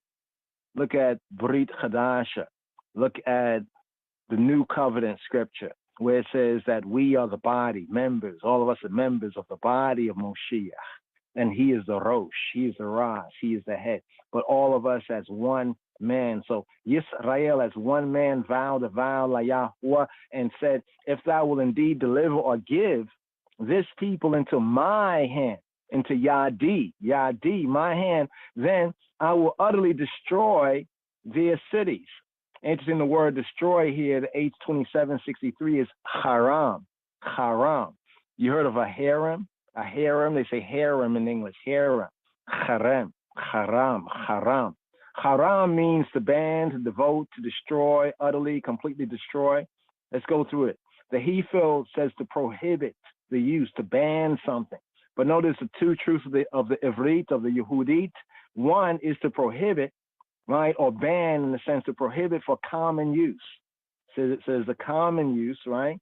And then there's the holy use, the set apart use to La Yahuwah, to Jehovah. The second entry here says to consecrate, to devote, to dedicate for destruction. They're dedicated for destruction. They're dedicated for destruction. Not just they're headed for destruction, but that which is dedicated for destruction.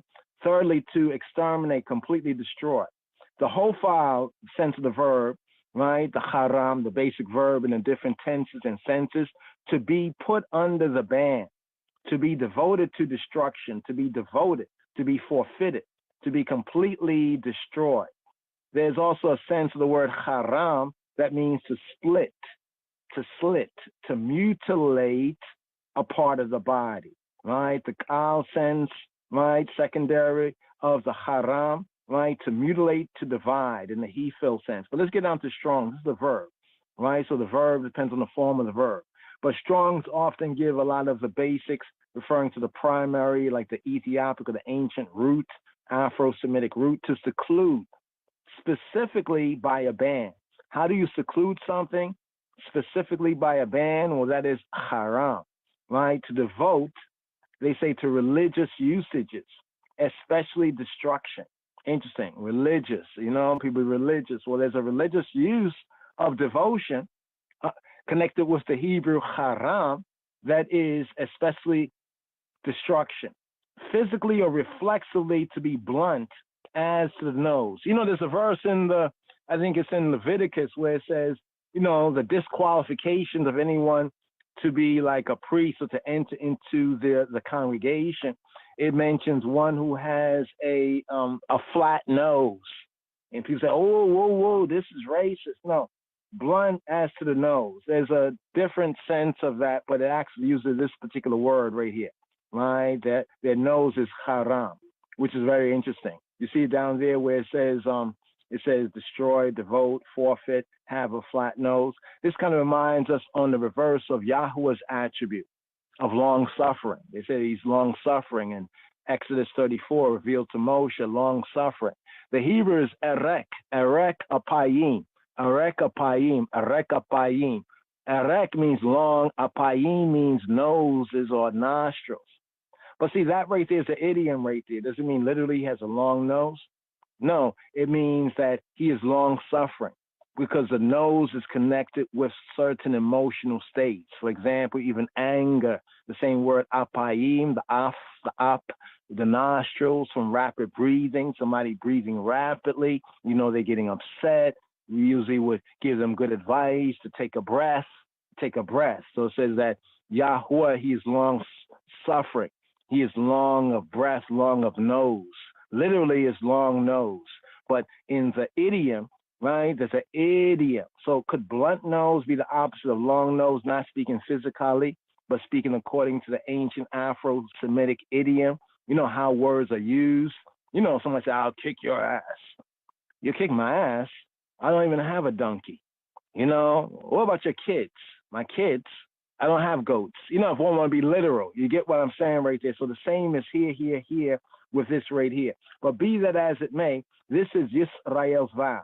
So this is a turning point here in the narrative where we come to a new generation, right? The old generation is dying off, and at this particular point of the Torah narrative is almost fully died off, right? And Yahuwah hearkened.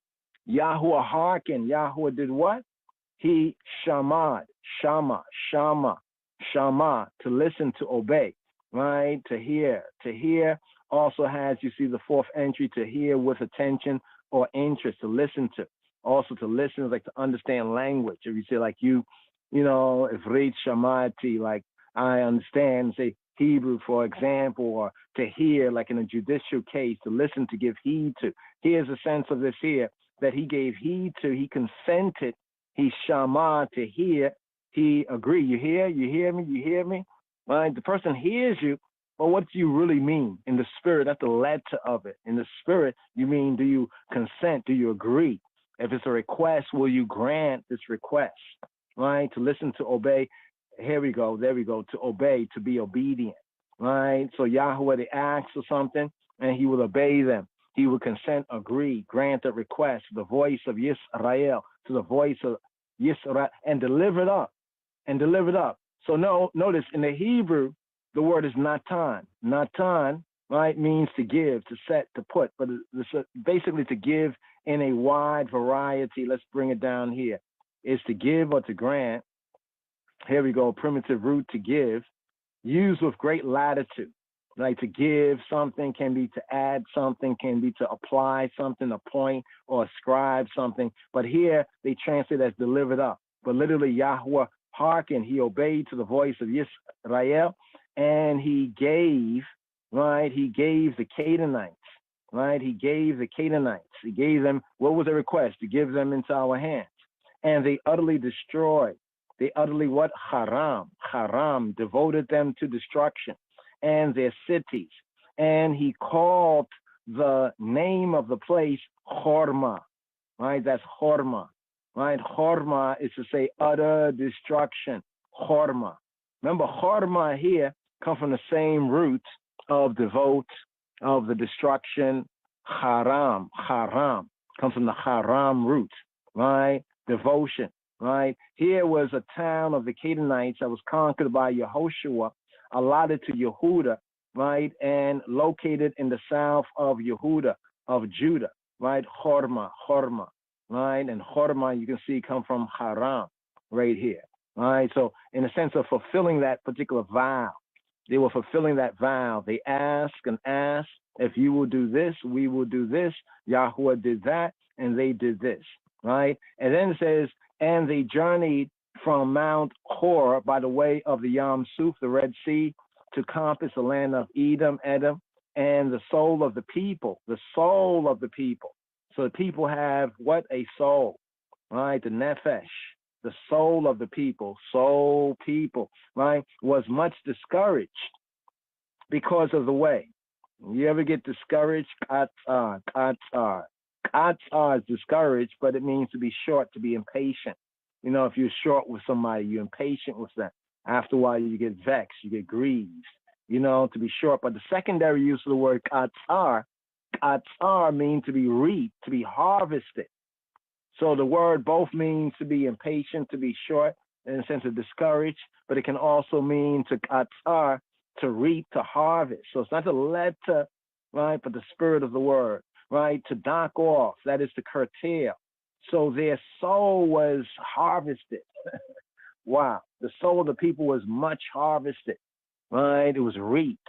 It was discouraged and patient because of what? The derek, the way. What does Yeshua say to I and I? He says, derek ani, right? I am the derek. I am the way, the truth, and the life, the derek. Now, derek is interesting. There's a couple of words in Hebrew that can be translated as way or road, something like that. But in a more specific sense, in the intelligent use of the Hebrew, this is like a road that's well trodden. You know, like if you live in the country and there's still like, you know, trees and grass and like forest kind of like area and everything, you know, wooded area, but people be walking a path over and over again, right? So you're able to detect, wow, there's that path right there. That's like the derek. It's like the trodden, the well-trodden, you know, figuratively like a course of life because of the well-troddenness in life. You know, we are, they say, creatures of habit or repetition. So figuratively, a course of life or a mode of action. Like this is his derek. That's the way he does it. He did it before. He probably do it again because that's his derek. Darko. That's Darko. That's his way. Now, right here, right? So because of that, we get this whole incident right here, you know, concerning the people once again, you know, complaining, you know. But what we have here at the outset is the first victory, right? It's still on the march, right? Still on the march, right? But let's go forward a little bit after this whole water incident, you know, and the serpent of brass incident. Let's go to the 21st verse right here. So we're going to the transition chapter that leads now Moshe to bring forth his farewell addresses, namely addressing this new generation. See, Psalm 90, the Psalm of Moshe, Isha Elohim, the man of Elohim, Isha Elohim. When it says in that Psalm, you know, by reason of strength, like our days be like 70 years, what is it, like 80, you know, and 70 years, or by strength, they be 80, you know. That is Moses' testimony to what he witnessed in that generation. It's not telling people that you only have 70 or 80 years, but, you know, the power of belief, the power of what you credit to be true, what you admit to be true. You know what I mean? Calling those things which be not, you know, as though they were. So people believe in that, basically said that because, you know, like when Yeshua said to the Qedamawit woman, he didn't go and heal her or even say any word besides your faith. You know, your faith, you know, has healed your daughter. So your faith, right? So people believe that. But that chapter of the Psalm 90, is actually Moses testifying to what's going on here in this wilderness generation. right? Because we start to measure things, we get to see that that was the approximate age of those who, that generation that he had brought out, those men of war that are numbered at the beginning of the book of Numbers. It's only their children that get to go into the land. Because in the instance of the spies and the lies, they believe the spies. In fact, in that tune from Prince Douglas and the Chosen Brothers, where it says in the beginning about politics, have failed us. What we actually have going on in the wilderness experience is a type of democracy. The people choose. There was 12 spies. 10 of them brought back the Deba, evil report, a discouraging report. 2 of them, Caleb and Yehoshua and Joshua, said, we can go up, we can do this, But the people believe the majority, the 10 spies who brought back lies. And they were making all these democratic decisions. Let's choose a captain. Let's vote for a captain that can lead us back to Egypt.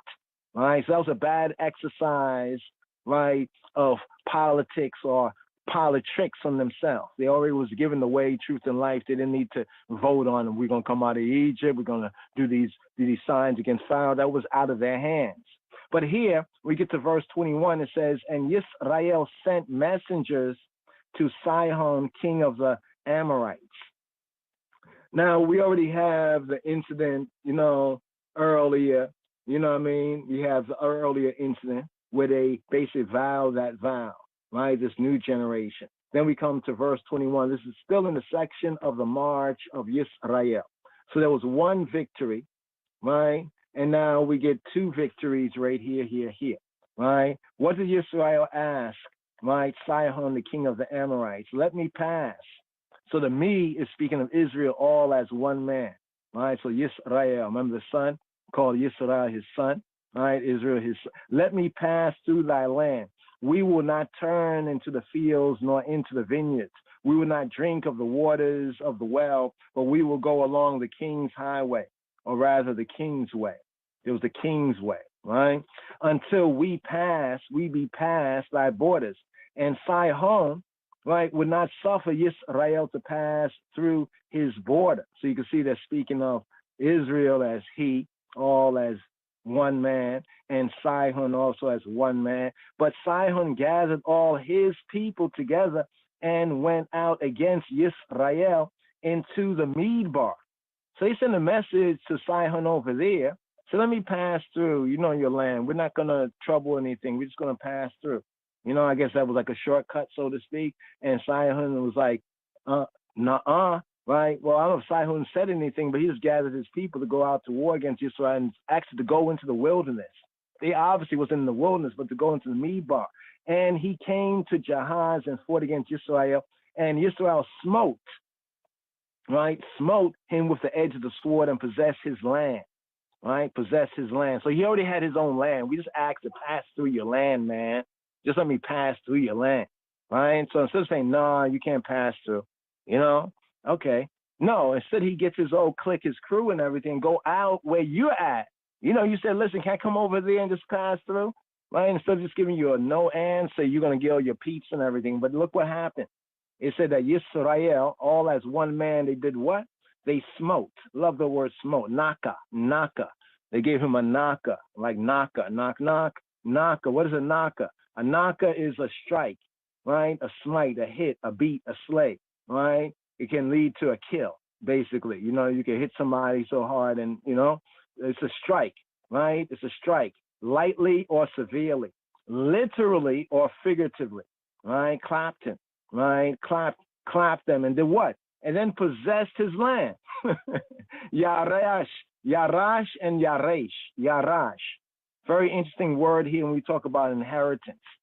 Inheritance, right? It says that this land, Yahuwah being the landlord, right? The earth is Yahuwah's, the fullness, all of her fullness, and therefore he's the landlord, so he can evict from his land, from any land who he please. And this is the case with the Canaanites and with the Israelites. But here the word Yarash or Yaresh means to seize, possess, to take possession of, to inherit, to disinherit.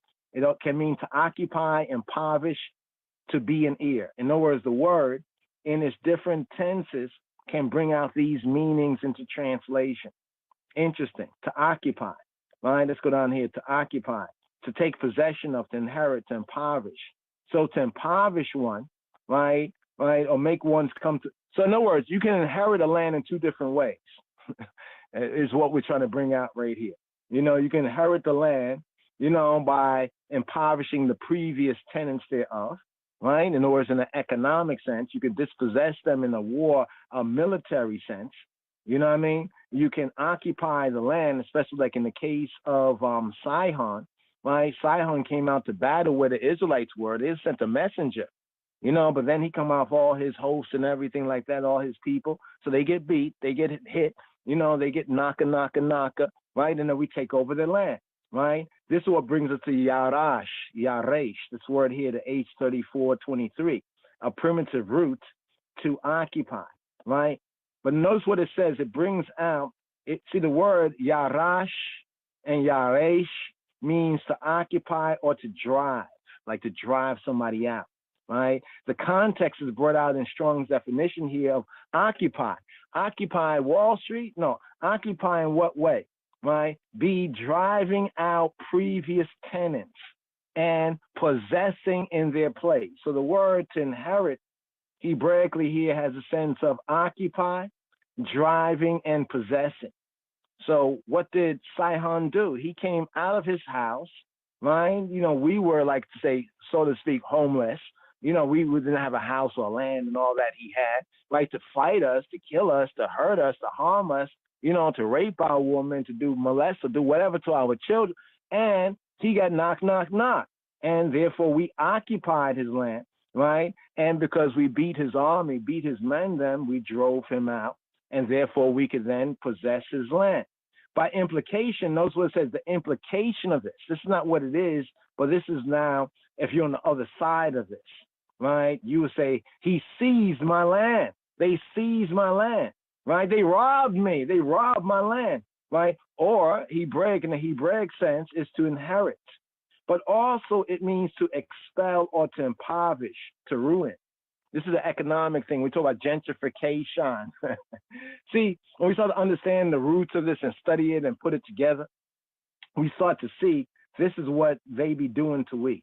The Gentiles be doing to we, because we don't understand. We hear the word inherit, and we be thinking about something in the movies or TV or some book, like somebody dies and leaves something, somebody, you inherit this. That's one sense of inherit. But what does Yahweh mean to the Israelites to inherit this land? Means that they had to go up and do the do. See, that previous generation of warriors that came out, that pedigree, I'm an Israelite because my father's an Israelite. All those ones, they died in the wilderness, according to the narrative in Numbers, right? Because they were scared, they were afraid, they listened to the majority of liars, you know what I mean? And they made the wrong decision. So here, they possessed his land. Now, we could take the word saying to possess his land. Some people are funny. They'd be like, well, what Israel should have done was just defend themselves, beat off the aggressors, and then just go back to their business. Nah. They possess his land. But see, some people will get in their feelings about they possess his land, even though we give you the backstory, the narrative here. Just according to the narrative, what is right? They asked Sihon, the king of High Mori, the sayers, the talkers, the big talkers, can we just pass through your land? Right? And instead of just telling them no, they came out to war. Therefore, they possessed his land from Arnon to Jabbok, even to the children of Ammon, right? For the border of the children of Ammon was strong, right? And Yisrael took all these cities, and Yisrael dwelt. What did dwelt mean? Right? Yashab, right? They dwelt. Literally means to sit down. They were seated. They were seated, they remained, they dwelt in all the cities of Ha-e-Mori. Now, check this. This is the children of the previous generation that attempted, after the judgment of a year for a day of the 40 days, they spied out the land, right? Their generation before tried to go up against the Canaanites and the Amorites, and according to the Torah, they got chased like bees. Bzzz. Interesting, because Debarim, mean words, and Deborim means bees. They got chased by bees. They got stung because they didn't want to hear Moshe and Yahweh's Debarim, the words.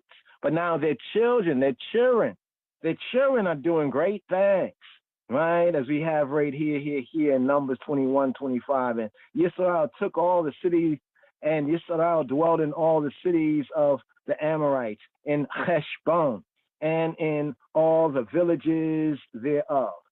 Now, villages is interesting in the Hebrew, the daughters. You see, because sometimes a village is called a daughter. You know, just the whole Hebraics of it all. In the villages, right? The villages, the daughters, all by euphemism, the houses, right? The villages, right? The villages right here. And all the daughters thereof, right? For Heshbon was the city of Sihon, king of Haimori, who had fought against the former king of Moab. You get the backstory here? So Sihon, the king of the Amorites, had fought against the former king. Remember, this leads up to Balak. Remember Balak, the fretful king of the Moabites, you know, the Moabites, the Moors, the Moabites, when he went to get to Midian and get Balaam and all of that to try to curse Israel because he was afraid of the fight. Why was he afraid of the fight? Because he already knew the backstory on Yisrael. You know, people were gossiping about the Israelites wandering around there in the wilderness and blah, blah, blah, Egypt and all these things. And they thought something's wrong with them. You know, I mean, why they've been wandering for the 40 years, you know, and they got beat by the Canaanites and the Amorites like bees. You know, wow. Now they see this new generation, you know, rising up. There's a new generation on the rise. And taking all his land out of his hand, even Arnon. But let's get what's in verse 26. So for Heshbon was the city of Sihon, king of the Amorites, right? Who had fought against the former king of Moab, right? So Sihon had fought against the Moabite king before Balak, right? And had taken all his land. So the Amorites had taken the land of the Moabites, right, out of his hand, right, even to Arnon. Wherefore they that speak in proverbs, in the Mashal, right, Mishlim, right, that speak in proverbs, say, in parables say, come to Heshbon, may the city of Sihon be built and prepared. It's like a diss. It's almost like this used to be your house, and your house is called Heshbon. Now I beat you. I'm living up in your house. And they say, come to Heshbon, you know, and see the city that, you know, that Yadin is building and preparing. It's like, you know, like he's building your place, right? For there's a fire going out of Heshbon, a flame from the city of Sihon. It has consumed Ar of Moab. That's like a diss. It's like ancient times they had their own little, you know, diss tracks, right? And the lords of the high places, the lords of the Baalei Bamot, Obama of the high places of the Bamot, the Baalei Bamot of Arnon. And it says, woe to thee, Moab. It's like a diss track. Remember, Sihon took the land, fought against the former king of Moab and took his land, right? Now there's this track here as a proverb, a parable, a rhyme, but with some wisdom in it. Woe to thee, Moab, thou art undone, O people of Chemosh, not Chemos, but Chemosh, right? That's their deity, their no God, that they whatnot. He has given his sons that escaped and his daughters into captivity to Sihon, king of the Amorites. This is a big diss here, right? So you might read this and say, okay, what is this? This parable. I can't understand this parable. The parable is a diss track, right? It was basically in favor of Sihon, king of the Amorites, who had fought against the former king of Moab and had jacked his land and stuff, and they're talking all this smack against Moab. But now remember, the children of Israel now have defeated Sihon and got all of that land that the Amorites had, and the land also of the Moabites. You check what's going on here, right?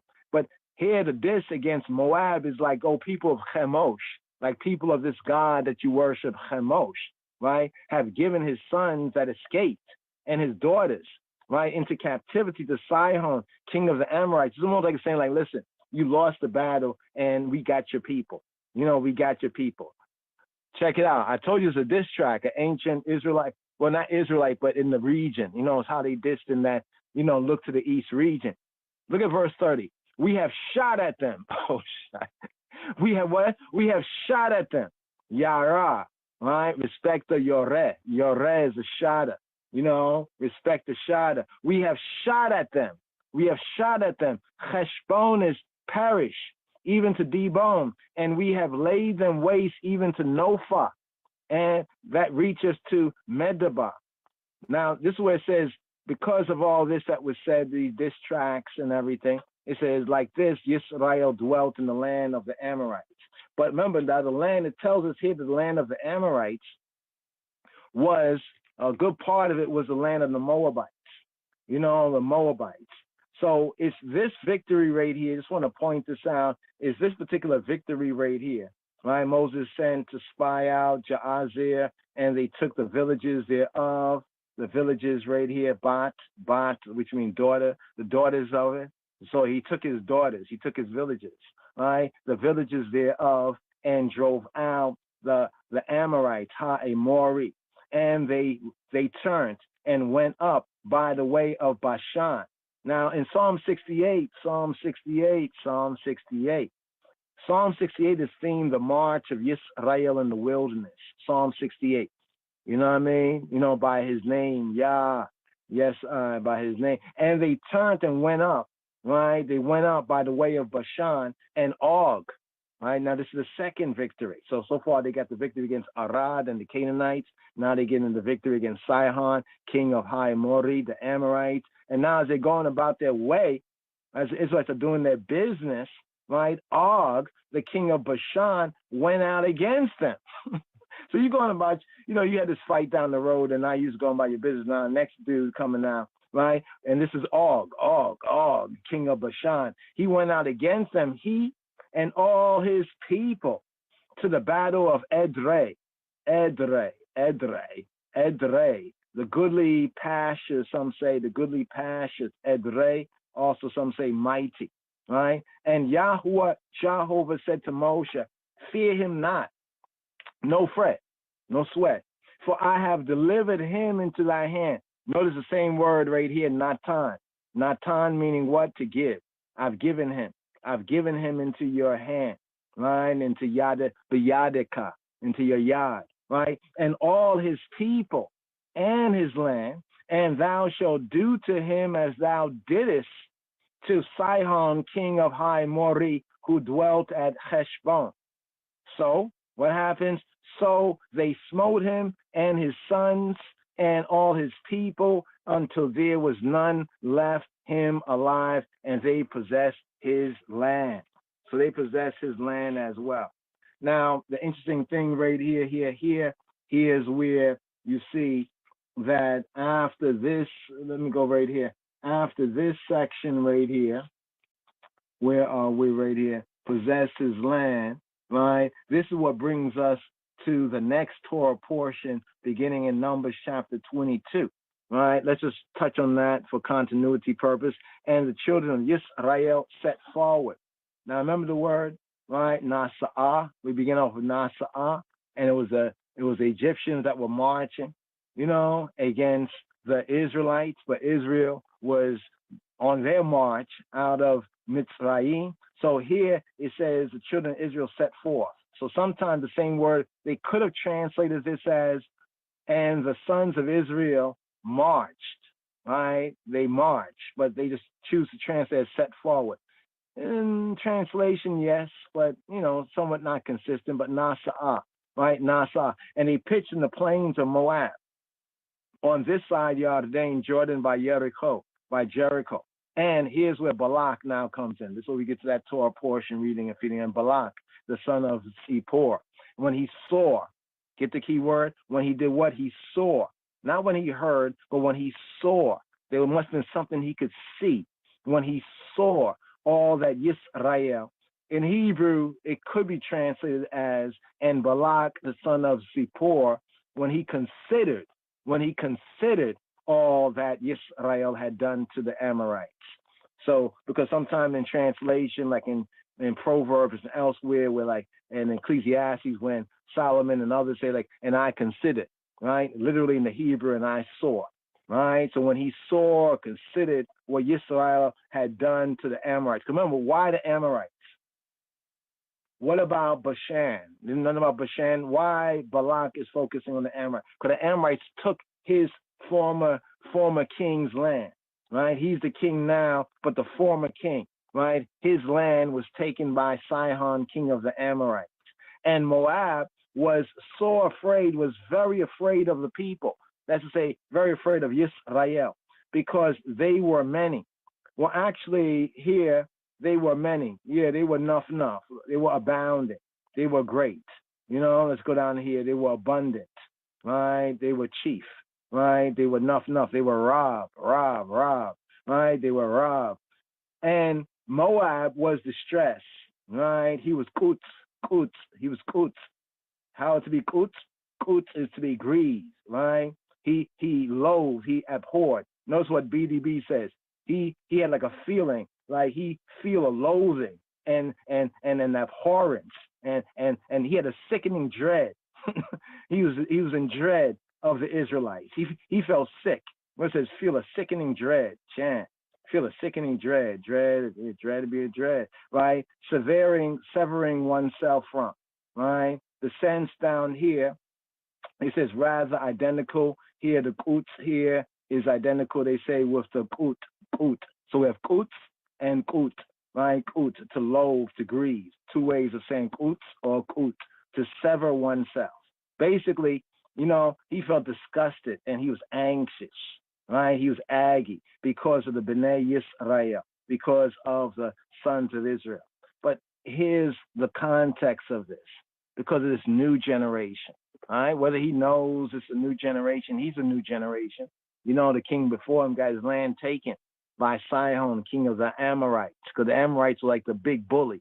They were the big bully on the block. Even Amorite, Amori come from Amar. Amar means to say, right? So in a sense, Mori can be like the sayers, and he's like the big talkers. You know, Mori. You know, like they psych you out with their big talk, their saying and everything. But they were also a strong, right, Canaanitish tribe.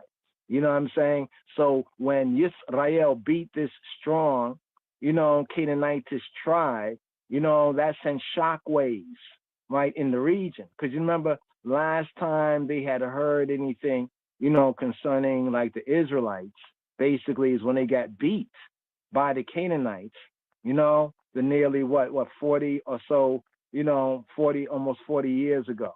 But now here, this segues right here with this Torah reading and feeding. I'd like to get into a little first part subject right here. Also today's daily psalm, we have Psalm 140.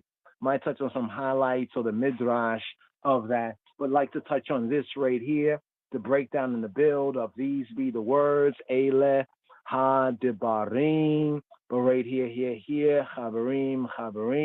Like to touch on this Torah reading and feeding right here at this particular day. So here we are at the fourth day, right? The fourth day of the strong, right? You know, it says, teach us to number our days. Here we're at the fourth day of the strong, also known as Wednesday. And so here we have an Aliyah, right? The fourth Aliyah right here as we begin this fifth book, right, of Moses, here to complete the Torah reading and feeding here in the season. So here the fourth sabbatical study, this I Rastafari sabbatical study for this Shabbat strong.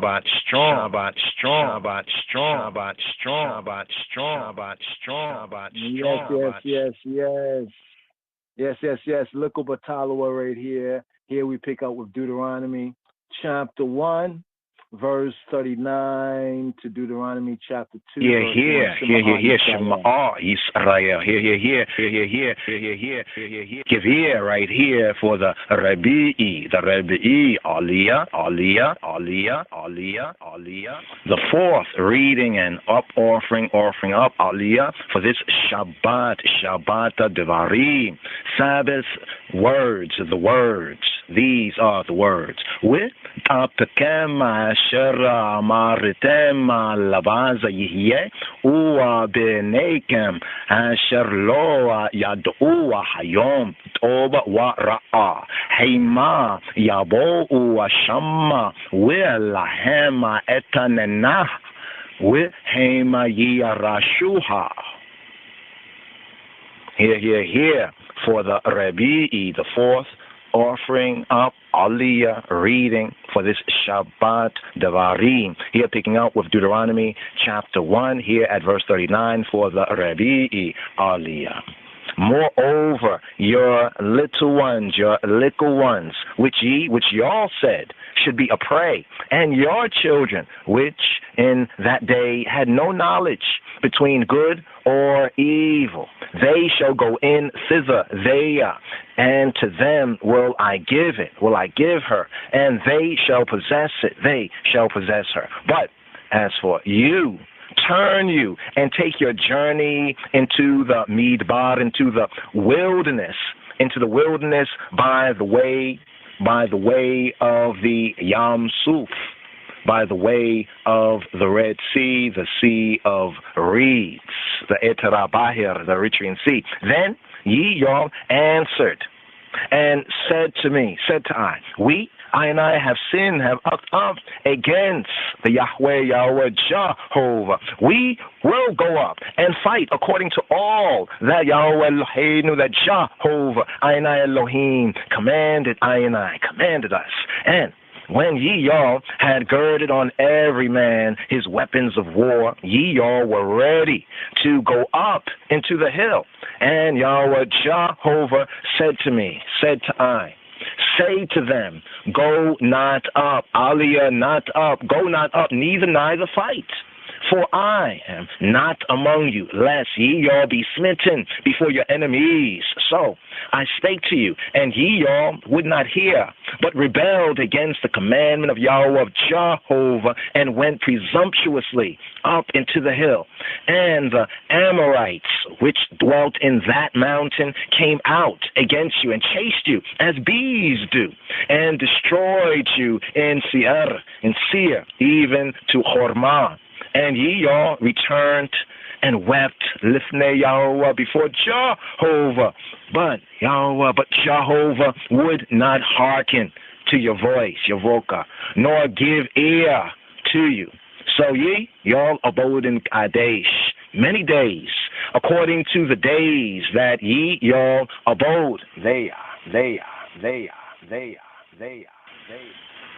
Shema Yisrael, Rastafari, Hoy, Shema, hear. Fifth book of Moshe, Hebrew book called Deuteronomy, chapter 2. The wanderings and conflicts of the wilderness of the Midbar. Then I and I turned and took our I and I journey into the wilderness by the way of the Yam Suf, the Red Sea, the Sea of Reeds, Etera Bahir, the Eritrean Sea, as Jehovah spake to I. And I and I compassed Mount Seir many day.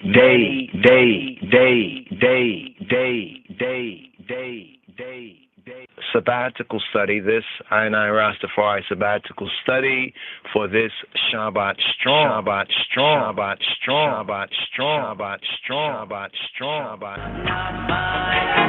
You know we are Israelites.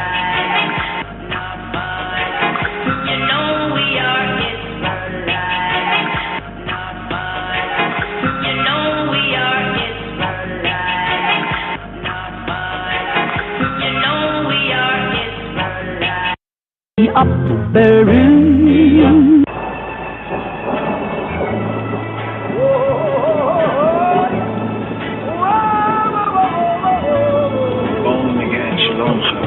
Here we have today's daily psalm. We have Psalm 140. מזמור קמ"ם למנצח, מזמור לדוד, מזמור לדוד, מזמור לדוד, מזמור לדוד, מזמור לדוד, מזמור לדוד, מזמור. Deliver me, O Lord, from the evil man, evil man, evil man, evil man, evil man. חלצני אדוני מאדם רע, מאדם רע, מאדם רע, מאדם רע, מאדם. Preserve me from the violent man, violent man, violent man, violent man, violent. מאיש חמסים תנצרני, תנצרני, תנצרני, תנצרני, תנצרני. Which imagine mischiefs in their heart, in their heart, in their heart, in their heart, in their heart. אשר חשבו רעות בלב, רעות בלב, רעות בלב, רעות בלב, רעות בלב, רעות. Continually are they gathered together for war, for war, for war, for war, for war, for war, for war. כל יום יגורו מלחמות, מלחמות, מלחמות, מלחמות, מלחמות, מלחמות, מלחמות. They have sharpened their tongues like a serpent, like a serpent, like a serpent, like a serpent, like a serpent. שננו לשונם כמו נחש, כמו נחש, כמו נחש, כמו נחש, כמו נחש, חמת אחשוב תחת שפתמו, סלע, סלע, סלע, סלע. Adder's poison is under their lips. Selah, Selah, Selah, Selah. Keep me, O Lord, from the hands of the wicked. Preserve me from the violent man who have purpose to overthrow my goings. The proud have hid a snare for me and cords. They have spread a net by the wayside. They have set gins for me. Selah, Selah, Selah, Selah, Selah. I said unto the Lord, Thou art my God. Hear the voice of my supplications, O Lord. O God the Lord, the strength of my salvation, Thou hast covered my head in the day of battle. Grant not, O Lord, the desires of the wicked. Further not his wicked device, lest they exalt themselves. Selah, Selah, Selah, Selah, Selah. As for the heads of those that compass me about, let the mischief of their own lips cover them. Let burning coals fall upon them. Let them be cast into the fire, into deep pits, that they rise not up again. Let not an evil speaker be established in the earth. Evil shall hunt the violent man to overthrow him. I know that the Lord will maintain the cause of the afflicted and the right of the poor. Surely the righteous shall give thanks unto thy name. The upright shall dwell in thy presence. Presence, presence, presence, presence, presence, presence, presence, presence, presence, presence, presence, presence, presence.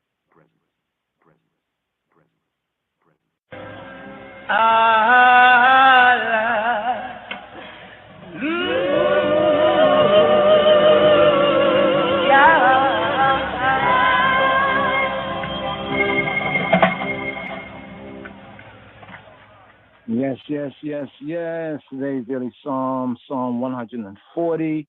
It's a prayer and a protection. Prayer and protection. Touch on that right there. But here for this Torah reading and feeding here, Deuteronomy here, opening the fifth book of the Torah, fifth book of Moshe, known as Debarim, Debarim, Debarim.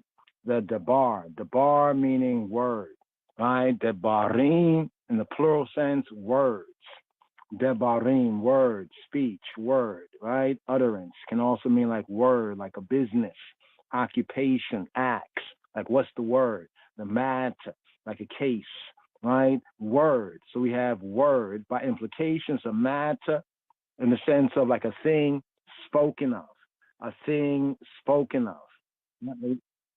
So here, let's touch on the overview right here. Let's look at the note right here. Okay, here, let's bring up the Hebrew here, right? And here we have the opening verse right here. Touch on the KJV is there. And here, let's look at the Hebrew here. Let's bring up the HB right there.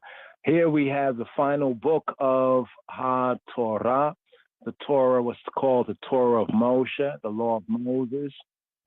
Here, the final book of the Torah of Moses, of Moshe, called Debarim, Devarim, Debarim, words. As we mentioned, this comes from the phrase Eile Ha-Debarim. Here on the screen, for those watching on the live stream right there, you see Eile Ha-Debarim. HAILE ha-debarim. HAILE, these the debarim, the words. These are the words. In the English Bibles, right, debarim is called Deuteronomy. So it's known as Deuteronomy. As we mentioned, Deuteronomy comes from a Greek word that means repetition of the Torah, repetition of the law, or Deuteronomon, repetition of the law. Now, that phrase, repetition of the law, what comes from the Greek interpretation idea, comes out of Deuteronomy chapter 17, verse 18, and the phrase Mishneh HaTorah, the Mishneh HaTorah. Let's do this right here. I think we can return to this right here. Let's go to where it says a copy, right? Does it say a copy, right? A copy of the law, right? A copy of law, right? Let's look that up right there. Okay, let's clear that. Okay, boom. There we go right there. 2 verses. Look, what's the second verse? Okay, in Joshua, okay, there we go. But here, the first verse here is in Deuteronomy chapter 17, verse 18. So we have Mishnah. Mishnah. You might hear one speak of the Mishnah. But do you know the Mishnah in the Torah? You know, do you know the Mishnah in the Torah? In other words, what's the Mishnah in the Torah? Here's the Mishnah in the Torah, the Mishneh HaTorah. And it shall be when he sitteth, this is instruction to kings, when Israel will have kings. And when he sitteth upon the throne of his kingdom, that he shall write him a copy. And what's copy? The H4932. Take note, H4932. In fact, on some of the devices, you can put in the search to Google H4932, all as one, no space. H4932, H4932. Mishneh. What's Mishneh? Mishneh, right? Double, copy, second, repetition, double, in the sense of a copy, like a copy of the law here in Deuteronomy 17:18, Mishneh HaTorah. So from this phrase in Deuteronomy 17:18, did the LXX translators translate into the Koine Greek Deuteronomon. And then the English translators of the Bible took the Koine Greek Deuteronomon and basically brought it out as Deuteronomy. That's where that come from. Here we have second in the sense of second in order, right? Second rank, second in age, second quarter of a district is a Mishnah as well. But properly here, a repetition. That is a duplicate. Mishneh HaTorah, a duplicate, like a copy. Somebody says, copy that, Mishnah that. You know, a copy. So we have a copy of a document, right? A copy of a document, or a double in amount. The implication is the idea of a second, right? A second in order, in rank, in age, quality, or location. Now, everything after the colon and the hyphen shows how this word is translated. So everything after the colon and the hyphen, let's see if we can highlight that right there.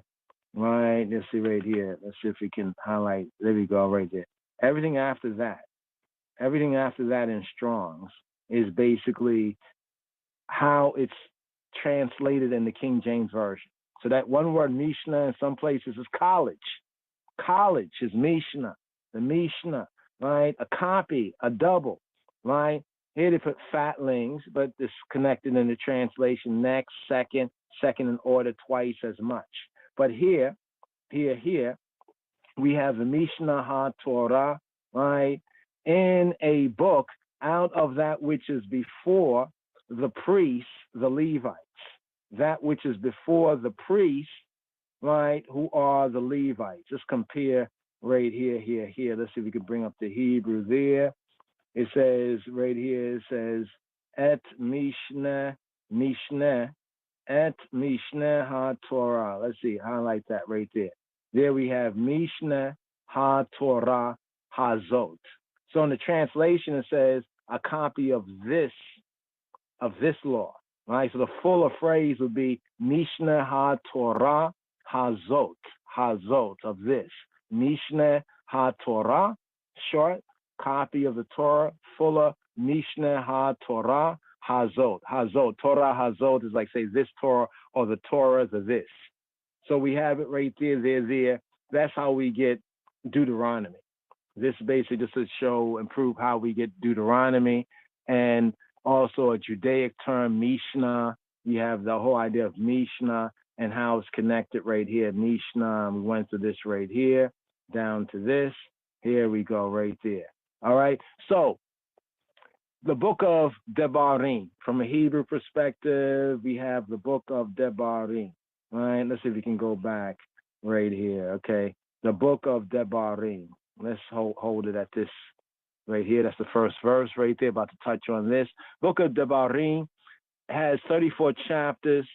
These 34 chapters are divided into 11 weekly Torah readings. So there's 11 weekly Torah readings, in this fifth book.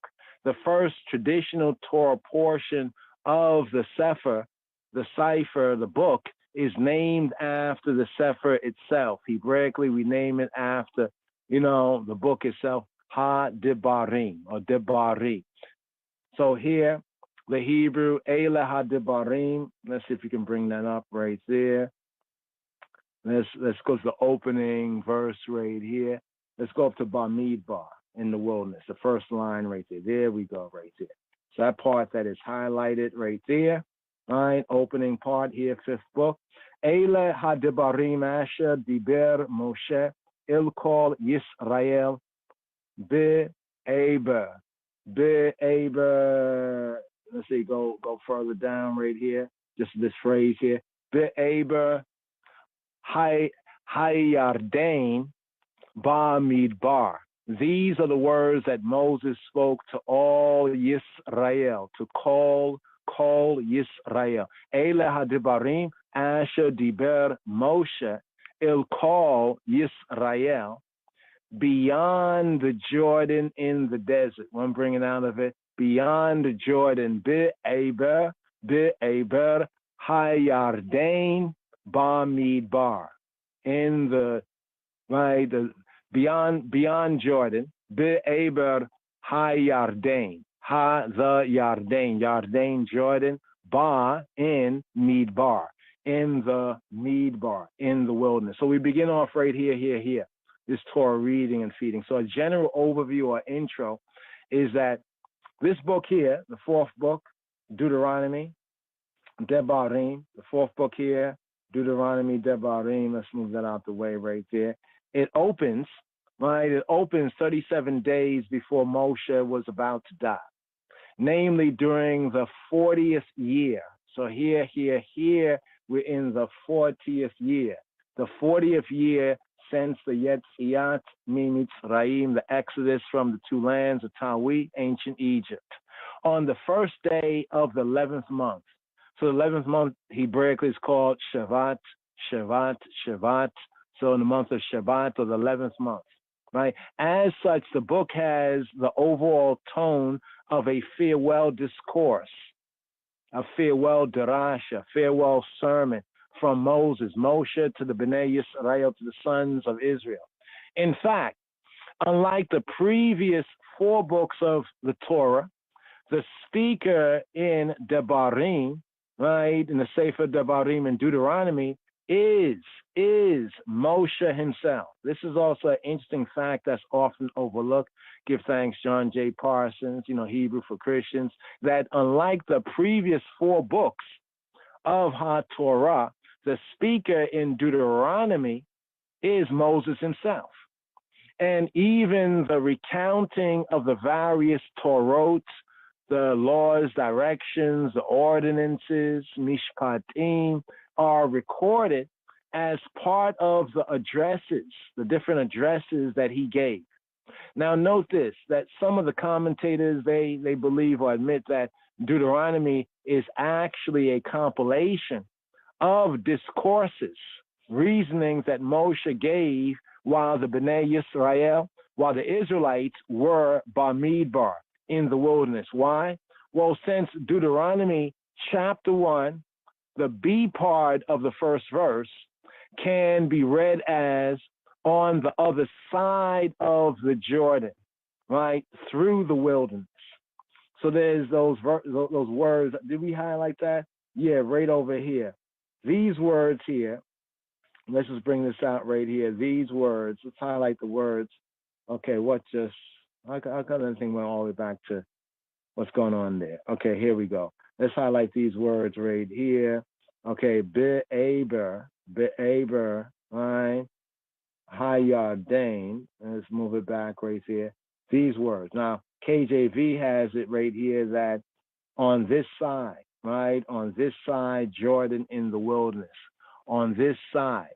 Actually, the this is kind of forced in the translation, right? And the this, the Eber, where we get Hebrew from, means to cross over. Here we have the Eber. Eber means like the region beyond, like on the other side, right? Actually means on the other side, but the KJV, they say on this side. Really, in the Hebrew, it can be brought out as on the other side of the Jordan, or in a sense, beyond. You see the word Eber. Here we have Eber not as a noun, right? Well, actually, Eber is as a noun here, but Eber is also a verb. Well, the abar right here, Eber. So Eber, right, as a noun, more better is on the other side, right, or beyond on the other side. And there's no word in the Hebrew there for this. So on the other side. So some of the commentators are kind of correct in this, that it's not this side, but it's actually on the other side of the Jordan, on the other side of the Yarden, right here. Be'eber hayarden ba midbar. On the other side of the Jordan, Be'eber hayarden, in the wilderness, ba midbar.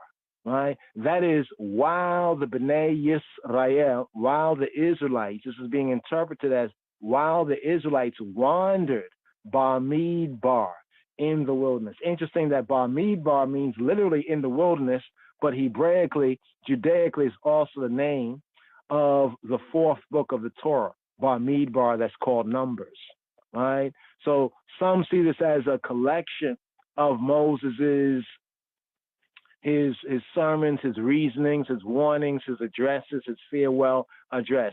So the Parsha and the book, it opens with the B'nai Yisrael, with the Israelites in the land of Moab, or modern Hebrew Moab, in the land of Moab, just east of the Yarden, of the Jordan, shortly before they would enter the land of promise, since Moses was disallowed entrance into the land, his first discourse. So here, as we pick up with this fifth book of Moses, right, known as Devarim or Deuteronomy, Moses' first discourse is concerned with, quote, making plain the Torah. Making plain the Torah. How do we know this Chabarim? Well, let's go to the fifth verse, right? Fifth verse. So some basics. Some basics here. The English says, on this side, Jordan, in the land of Moab, began Moses to declare this law, saying, right? The ISV says Moses began to expound this law, right? Here in the Hebrew, it says Moab, Hoil Moshe Be'er re'et ha-Torah hazota le'mor. So here for the word, right, declare, is the ba'ar. Ba'ar comes from to make plain. In the construct of the Hebrew, Moshe Be'er, he was making plain, making distinct, making clear. In that sense of declare, right, declare. Right? Letters on a tablet, be'er. It's plain, it's distinct. It's like clear, right? The primitive root of this word, ba'ar, means to dig. You dig it, so you want them to dig the Torah, right? To make plain ha-Torah. By analogy, this is like to engrave, like engrave in stone, like engrave it in their hearts and mind. But in the idiom of the Hebrew, figurative sense, this is brought out to explain Ha-Torah. So if we're just reading the English, right, and we say on this side, Jordan in the land of Moab, began Moshe to declare this law, saying, we just, okay, just to declare this law, right? No biggie right there. The NAT says to deliver these words. NHEB says to declare this law. Let's see, did anybody get it? To declare this law. The only one that got it right here, let's go to the top right here. Right? Gave the people this law. They totally missed the BBE right there. Began to, BSB. BSB, I don't know what that stands for, but I like some of their, wording was accurate to the Hebrew. On the east side of the Jordan in the land of Moab, Moses began to explain. But from a Hebrew perspective, it's to make plain, right? To making plain Ha-Torah to Amo Yisrael, making plain, right? What they say right here. They said a note here is that Deuteronomy 1 and 6 through Deuteronomy 4:40 may be presented as a continuous section of unbroken speech by Moses. What does it say right here? Deuteronomy chapter 1 verse 6 through to Deuteronomy 4:40 may be presented as a continuous section of unbroken speech, unbroken debarim, words by Moshe, in place of multiple levels of nested quotes. This section has been set apart with a double space. So when you're looking at some of the scrolls and everything, but it's clear from the context. The Easy English actually got it. Sometimes Easy English be freestyling verses, but sometimes they actually bring out something a little plainer than some of the older translations. Moses began to speak on the east side of the Jordan River in the country called Moab. They add the country called Moab, yeah. He explained, but they got this right, he explained the law of God, right? They don't say law of God, but the law, but they got the word explain, right? They got the word explain, right? Be'eber hayardena be'eretz Moaba ho'ila Moshe be'er et ha-Torah hazot lemor.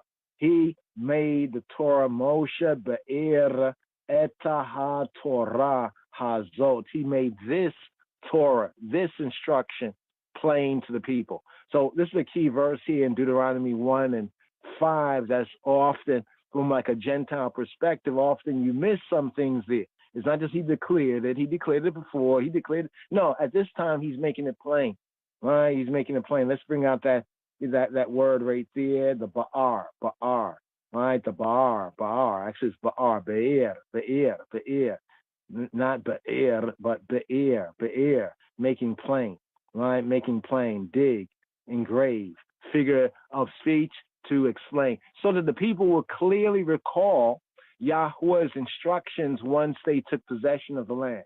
And also because a new generation of Bnei Yisrael is being spoken to right here. We have a new generation, right? It's the youth, it's the children of the parents who came out with Moses. Now Moses is like almost one of the last ones left. Now he begins his discourse. How does Moshe begin his discourse? Well, he begins his discourse by reviewing the events, right? Narrating the history that occurred in the course of their 40-year journey from Mitzrayim, right? From Egypt to Sinai to Sinai, and then from Sinai to the land of Moab. The intention of this review is to be a sort of a prologue. It's like a prologue of the entire Sefer, the entire book, leading up to the Torot, the direction instructions he repeats in chapters 4 to 28. Now, you all know chapter 28. People say the curses. Well, actually, it's the blessings and the curses. He put before us what? Life and death, blessing and curse. Choose this day, choose life. So an abbreviated outline, just to go through an abbreviated outline of the Parsha, of the Torah reading and feeding can be given right here. Just an overview right here. What do we have in the overview? First, they left Sinai, Deuteronomy chapter 1, verses 1 to 8. Secondarily, they appointed the Roshim, right? The Roshim, the heads, the Rases, the Roshim, or the leaders, the heads, in Deuteronomy chapter 1, verses 9 to 18. The appointing of the Roshim, the Rases, the heads. Thirdly, the sin, the uckery of the spies and the rebellion at Kadesh Barnea. He recounts that in Deuteronomy chapter 1, verses 19 to verse 33. Deuteronomy chapter 1, verse 19 to verse 33. The fourth item is the penalty of Yisrael, of Israel's unbelief, lack of faith, low credit rating in Yahweh Eloheinu. We have that in Deuteronomy chapter 1, verses 34 to 46. Deuteronomy chapter 1, verses 34 to 46.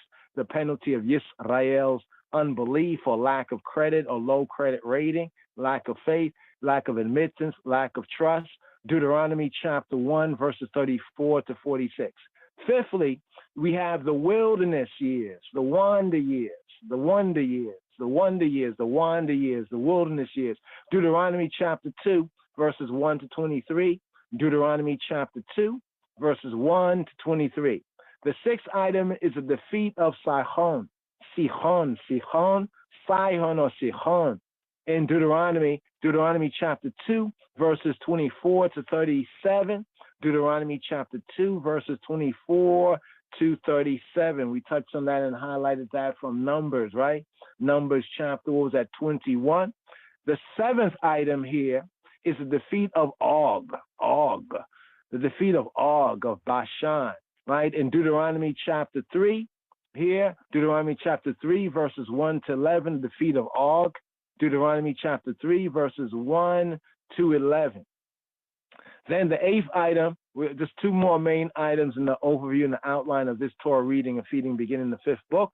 The eighth item is the allotment of the tribes of Reuben, Gad, and half of Manasseh, of Reuben, Gad, and half of Manasseh. In Deuteronomy chapter 3, verses 12 to 20. Deuteronomy chapter 3, verses 12 to 20, the allotment of the tribes of Reuben, Gad, and half of Manasseh. Deuteronomy chapter 3, verses 12 to 20. Lastly but not leastly here, we have the message. What's the message? The message delivered to his successor, Yehoshua, who was charged with leading the Bnei Yisrael, the Beit Yisrael, Amo Yisrael, leading the sons of Israel, right, the house of Israel, the people of Israel in the conquest of the promised land, the land of promise.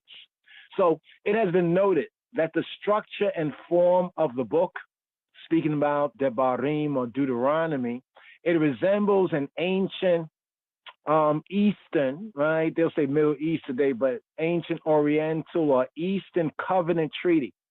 So the structure of what we have here in Deuteronomy, right? In Deuteronomy, in this book, it resembles an ancient Oriental or Eastern covenant treaty between a sovereign Melech, a sovereign king, between Ha-Melech, between the king and his vassals.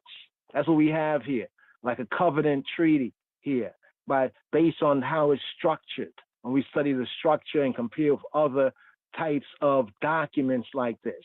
First of all, it has a preamble, like a covenant treaty, along with a constitution and even, we could say bylaws, right? With a preamble, right? Deuteronomy chapter 1, verses 1 to 5. Deuteronomy chapter 1, verses 1 to 5, the preamble. Deuteronomy chapter 1, verses 1 to 5. And a historical prologue, and a kind of overview, a prologue, historically speaking. Deuteronomy chapter 1, verses 6 to chapter 4, verses 49. Deuteronomy chapter 1, verse 6 to Deuteronomy chapter 4, verse 49, the historical prologue. Deuteronomy chapter 1, verse 6 to Deuteronomy 4:49. Also, we have covenantal obligations, what we are obliged. In covenant, when you're in the covenant, there's some things in the covenant that both parties are obliged. So this is called covenantal obligations, right? Deuteronomy chapter 5, focus verses, verse 1 to chapter 26, verse 19. So the covenant obligation is the main body, right, of the form and structure of the Sefer HaDebarim, of the book of Deuteronomy. Covenantal obligations, chapter 5, verse 1 to chapter 26, verse 19. That's chapter 5, verse 1 to chapter 26, verse 19. Once again, covenantal obligations. Deuteronomy chapter 5, verse 1 to chapter 26, verse 19. Then there's a section known as the Baraka and the Kalala, right? The blessings and the curses or the consequences, right? Deuteronomy chapter 27, verses 1 to chapter 30, verse 20.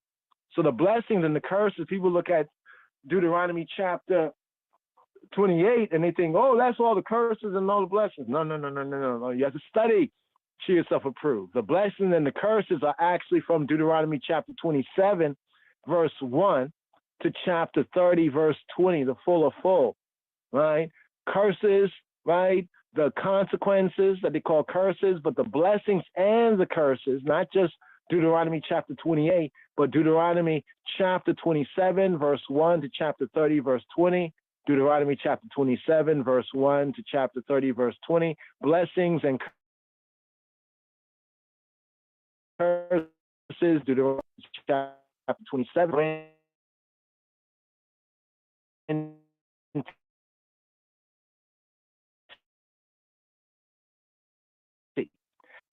concluding Deuteronomy to chapter 34, verse 12.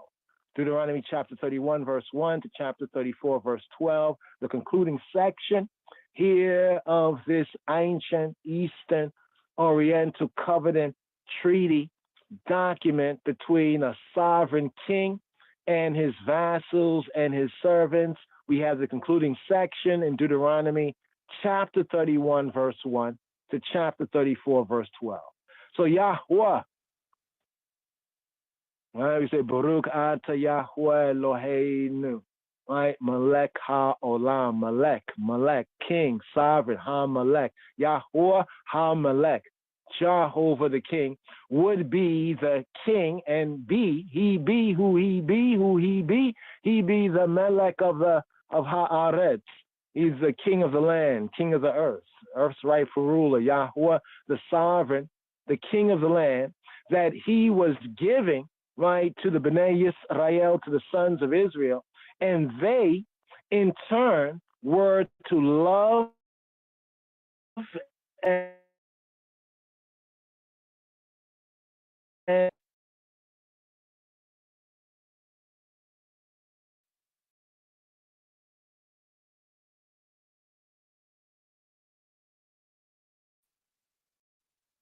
this is part of what we wanted to get to right here, right? Of course, we have a psalm, today's daily psalm. And we're going to pause for the chorus right here as we pick up the second part of this. Here, just to get an overview. Today's daily psalm, what do they call it? The tenement yard, right? You got the tenement yard, double eyes right here. Here. Shema Yisrael.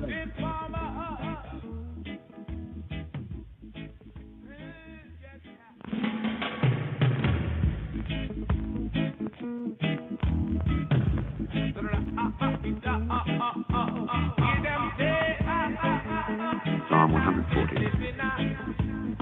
מזמור ק"מ למנצח, מזמור לדוד.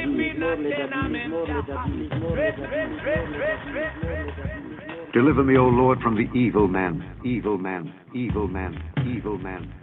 חלצני אדוני מאדם רע. Preserve me from the violent man. מאיש חמסים תנצרני. Which imagine mischiefs in their heart. אשר חשבו רעות ולרעות ולרעות ולרעות ולרעות ולרעות. Continually are they gathered together for war, for war, for war, for war, for war, for war, for war. כל יום יגורו מלחמות, מלחמות, מלחמות, מלחמות, מלחמות, מלחמות.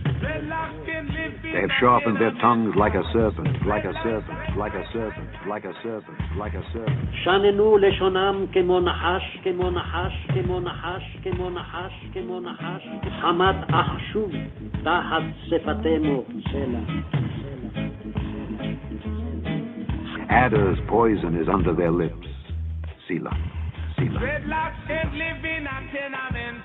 Keep me, O Lord, from the hands of the wicked. Preserve me from the violent man who have purpose to overthrow my goals.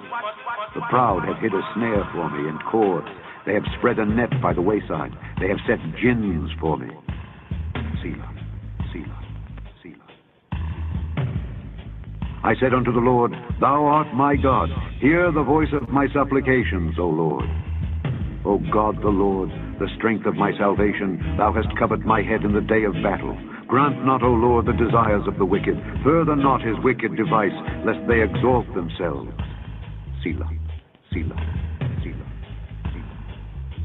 As for their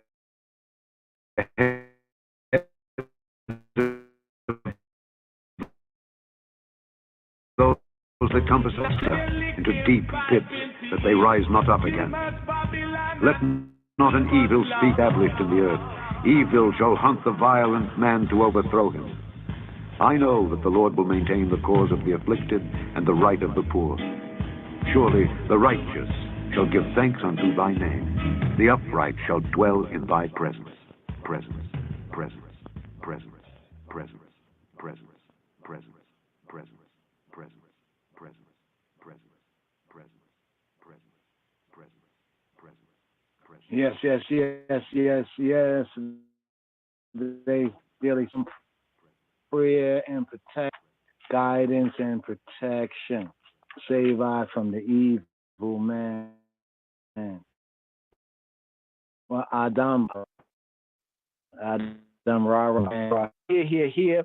Want to touch on Moses beginning his speech right here. Moses here beginning. Moshe begins his speech right here. Here with this fifth book of Moshe, the discourses of Moshe, this covenant treaty between the sovereign, right, the King of Kings Yahweh Eloheinu, and Yisrael, the mediator being Moshe, the Isha Elohim. Now, according to the sages and scholars of Torah of the Mishnah, right, what's known as the Sifri, right, the numerous place names in verse 1, the first verse here, verse 1 in Deuteronomy, are not so much landmarks or geographical locations, but rather they are words of what we call rebuke, words of musar in the Hebrew, musar from yasar, musar, words of musar, words of rebuke by Moshe to Amo Yisrael, to the people of Israel, to call Yisrael. That is, instead of detailing their sins, their chatot, their uckeries, their forfeitures, their missing the marks outright, it is said that he alluded to them with code words. So we have some code words here in Deuteronomy chapter 1, verse 1, right here, this first verse right here, Hebraically speaking right here. Well, the English verse, these be the words. You said the B is not there, but these be. Instead of saying these are, they say these be the words. These, the words, Eile ha-debarim, these the words that Moshe spake to all Yisrael on this side Jordan, in the wilderness, in the plain, over against the Red Sea, between Paran and Tophel and Laban and Hazerot and Dizahab. Now, for the fellow Talmudim having the Metaphysical Bible Dictionary, please take a look. So here, Eile ha-debarim. So here, bringing out the Hebrew of this, the Ivrit right here. Let's bring it up to the HB right here. right? HB right here. So what do we have right here? Eila hadibarim asher diber Moshe il kol Yisrael de eber hayardein bamidbar ba araba mo sufa beina paran ubeina tofela we lavana wa hatzerota with di zahab. So here we have some code words in these names. Firstly, in the desert. Now we're going to point to some areas of scripts with the words that we have right here. Let's bring up the Strong so we can click on those words right here. So we have right here, in the wilderness or in the desert. Some translators would translate as the desert, but more correctly, in the wilderness. Now, when we say the desert, even the desert doesn't mean, the wilderness is a better word for it because one get the idea like it's a desert, like Sahara Desert, that there's no green or whatever, but that's not the context of wildernesses, right? Wildernesses do have green, right? But here we have the Midbar. So here, the Midbar, the H4057, the Midbar, right? The wilderness, the pasture, right? The pasture, like that open land, that pasture, that's the sense of the Midbar. So we have Bar Midbar in the wilderness. Right, so when Moshe says in the opening verse of the address, Ba Midbar, we have this right here. These are the words of Moses that Moses spake to all Israel beyond the Jordan in the wilderness. Eile hadibarim asher diber Moshe el kol Yisrael be'eber hayarden Ba Midbar. That is the time they complain. You remember in Exodus and Shemot, take note. Talmudim, fellow disciples, take note, Exodus 17:3. If only we would have died Bamidbar. That's what he said in Exodus 17:3. If only we would have died Bamidbar, in the Midbar, in the desert. Then we have over here in the plain, Ba-Araba, in the Araba. What's the Araba? The Araba. What's the Araba? Right? The plain. You see where it says in the wilderness, in the plain, right? In the Araba, right? The Araba, right? The Araba where the Arabs are. Yes, right? Don't confuse. Ishmael, right? Ishmael got a wife from Egypt. So how you say he's the Arabs? But anyway, be that as it may, the desert plain, the steep, the Araba, right? The Araba, right? You see what it says in the sense of sterility. So really the real word for like desert, more would be the Araba, like, you know, like look Saudi and look at the Sahara. For most of it, it's like desert, like there's very, very little. That's not the same as the Midbar. Here, the Araba, you see in the sense of sterility, right? The sense of sterility. This is a desert. You see they bring it out right there. A desert, right? A desert, the Araba. Generally with the article prefix, Ha-Araba.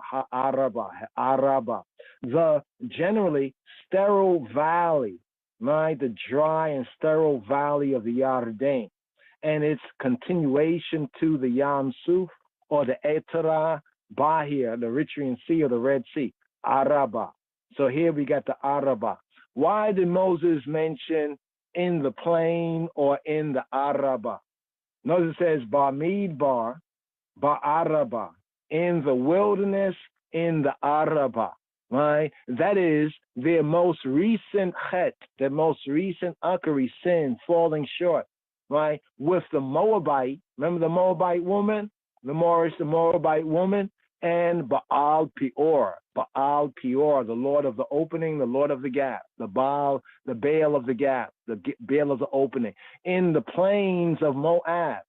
Now that's in Numbers, the book that's known as Bamidbar, Numbers chapter 25.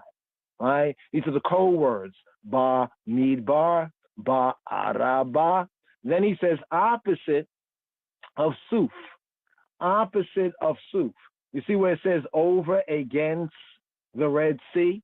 Over against, the Hebrew is Mol Mol Suf, over against the mul or the mol, right? In front of, it has a sense of over against, like opposite, right? In front of, right? Over against, opposite, Suf. What is the Suf? The Suf is the red, not the color red, but Suf. It's called the sea of weeds, seaweed. Red Sea, seaweed. Ain't that something? Seaweed. They said the sea of reeds, basically seaweed, right? So here it says a place opposite the side of the giving of the Deuteronomic law, right? But here, just to bring out the meaning, it's reeds, right? It's reeds, right? The Suf. Suf is a reed, a rush, a water plant. A reed, a rush. Note that even in the English, in Egyptian, they say probably Suf may be related to the Afro-Kemetic root word Suf, right? A reed, like papyrus. But note something here, even in the KJV, it says over against the red. Notice the word see is italicized. The word see is italicized. You see that word see right there? It's italicized. That means it's not there. It's not there in the Hebrew. So over against the Suf, right? Or mol Suf. That is the complaints of Yisrael at the shores. You remember at the shores of the Yam Suf, right? The sea of reeds, the sea of weeds, at the start of the great Exodus, right? At the start of the great Exodus. So this is said to be a code word pointing to the complaint of Yisrael at the shores of the Yam Suf, you know, the sea, Yam, Suf, weeds, the sea of weeds, or they say the sea of reeds, right? At the start of the great Yetziat Mitzrayim, or the Exodus from Egypt. Then we also have Paran. You see what it says between Paran. What is Paran? Some say it's a place of caverns, wilderness area, bounded to the north by, the Romans really did us dirty, putting that Palestinian word in there. They're the ones who named it that. But anyway, be that as it may, let's scroll down here, Paran, right? Paran is a desert of Arabia, right? Of the Araba, right? Of the Arabia. So what we have here, Pa'ar, right? Fa'ar, right? Tiferet, to glory, to beautify. But what do we have at Paran? What happened at Paran? These are code words right here, right? To what happens and has been recorded in the narrative. Paran is where the sin of the spies occurred at Paran. They were dispatched from where? According to Numbers chapter 13, they were dispatched from Paran, from this place right here. Code word.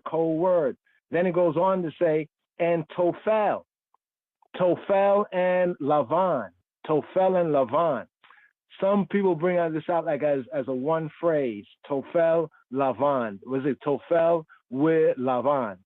Tophel, some say it means libel. But Tophel, they have meaning white here, right? But there's a few words that might mean some type of white. But let's try to find out what's the right kind of white it really means. They say it's the same as Tafel. Tafel means foolish. Tafel means insipid. Tafel has a sense of like tasteless, like eating some food and it's unseasoned and it's like bland. That's the sense, like it's whitewashed.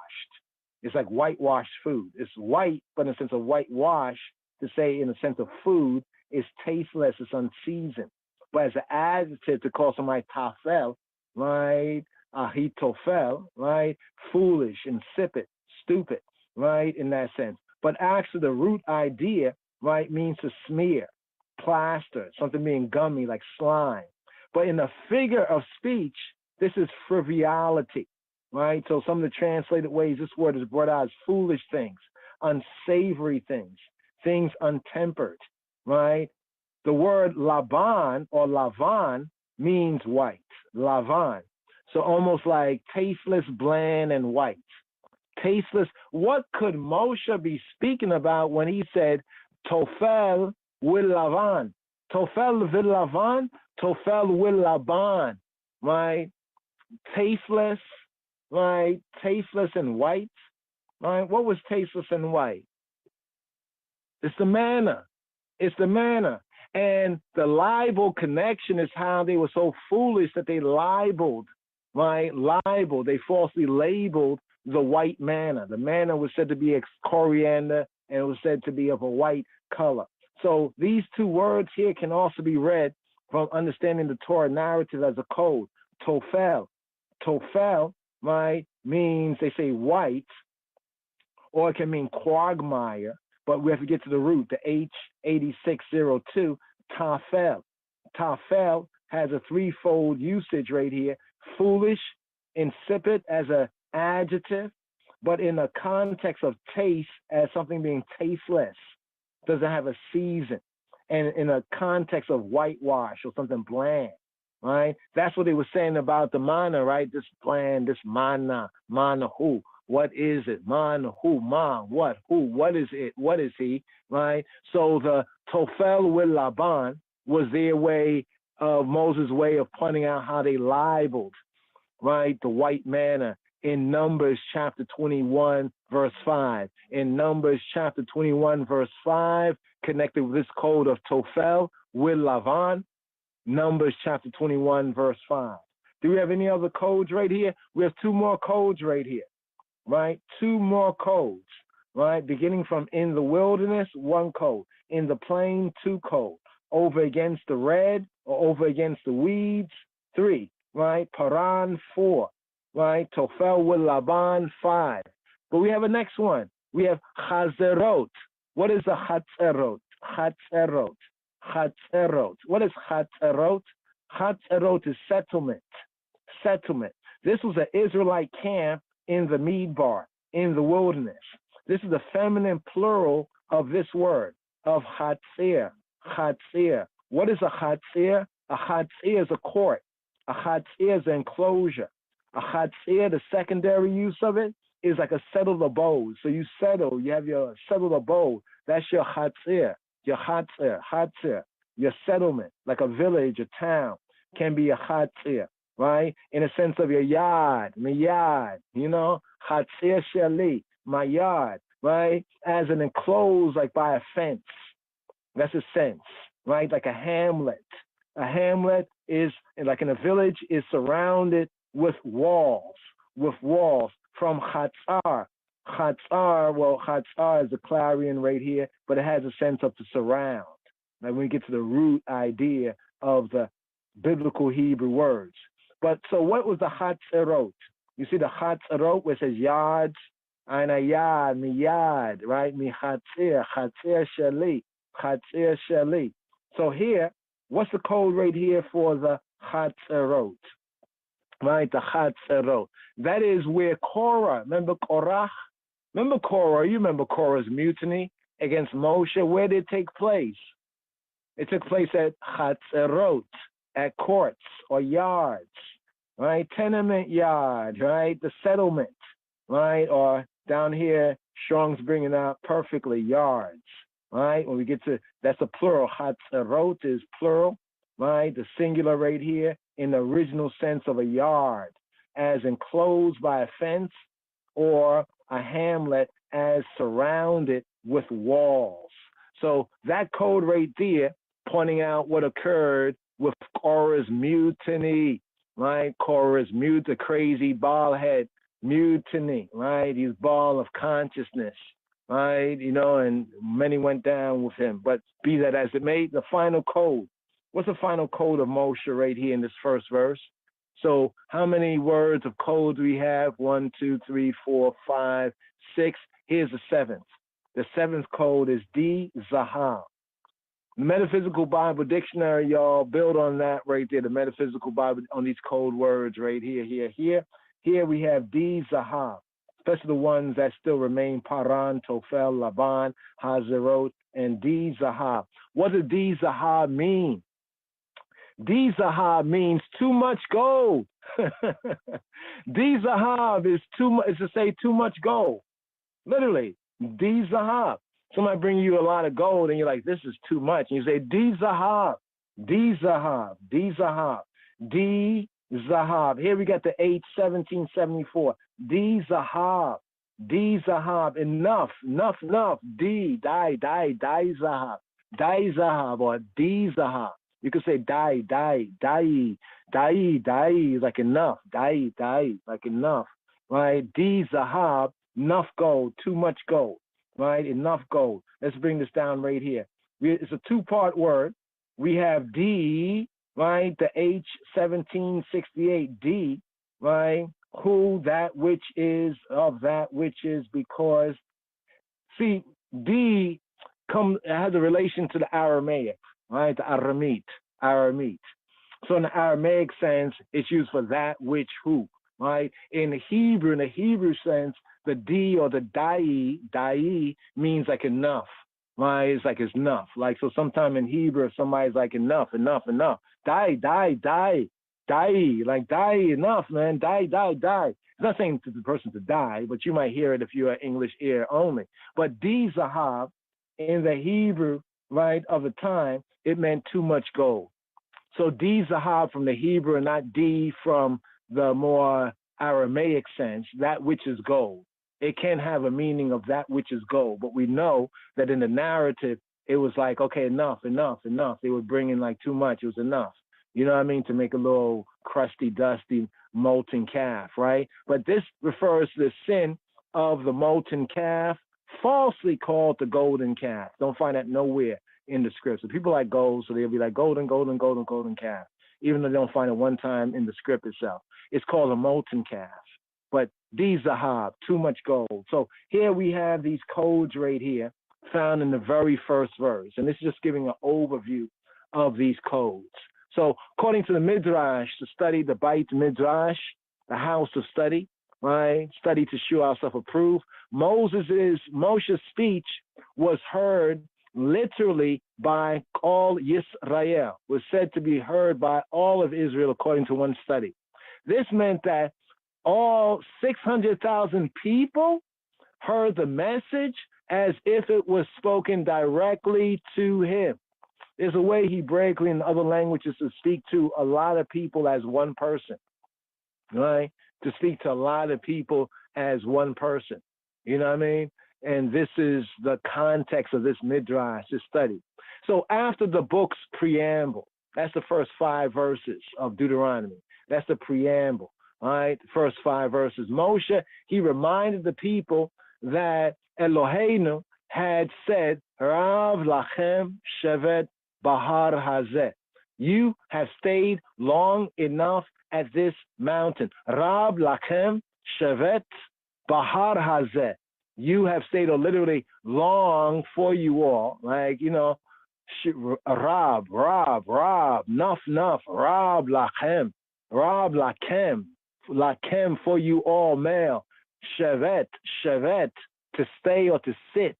Bahar, at the mountain. Bazeh, this mountain. You stayed long enough at this mountain. Rab lachem, shevet bahar hazeh. This referred to Horeb, right? Horeb is a synonym for Sinai.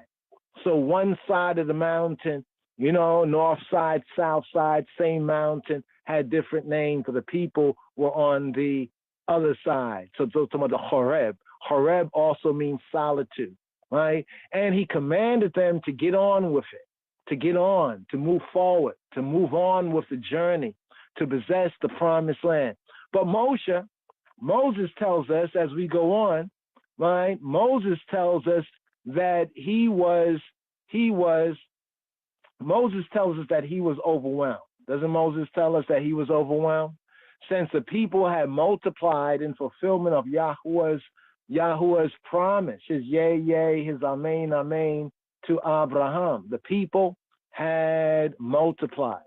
Moses certainly wasn't complaining about the increase of Yisrael, right? And he even injected the following baraka. Even while he spoke, he even injected this following baraka.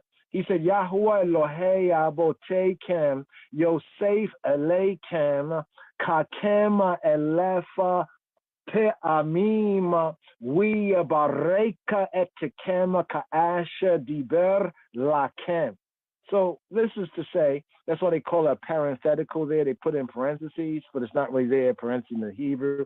But the idea is like a parenthetical, like he interjected this, that Yahuwah, the Elohim of your fathers, your patriarchs, make you 1,000 times, Elef, Pe'amim, so many more as y'all, as yous are, as yous be, and bless y'all, cause y'all to prosper as he has promised, y'all. This here is his 111, right? That 111, everybody like numbers, right? 111. Well, here's the 111 to Yisrael then and now. Yahuwah Elohei Abotekem, Yosefa Eleikem, Kakem Elefa Pamim, we barek etekem ka'asher diber lakem, as he has promised you.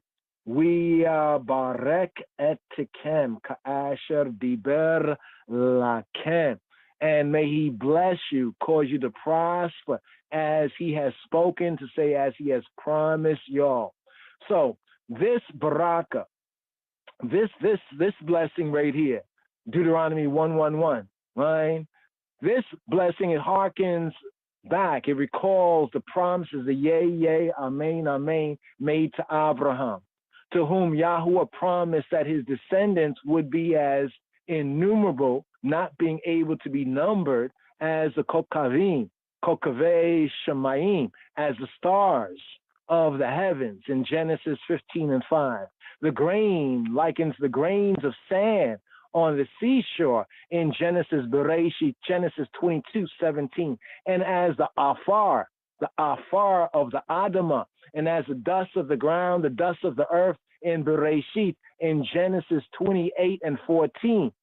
Ve'imru, amen. We'imru, often in congregational worship. Imru is like all of y'all to say. So when you say we'imru or ve'imru, and y'all say amen. So like whenever something's a baraka, a blessing, one might say, insert we'imru, and y'all say amen. And what do y'all say? Amen. Let it be so. I admit, I credit this.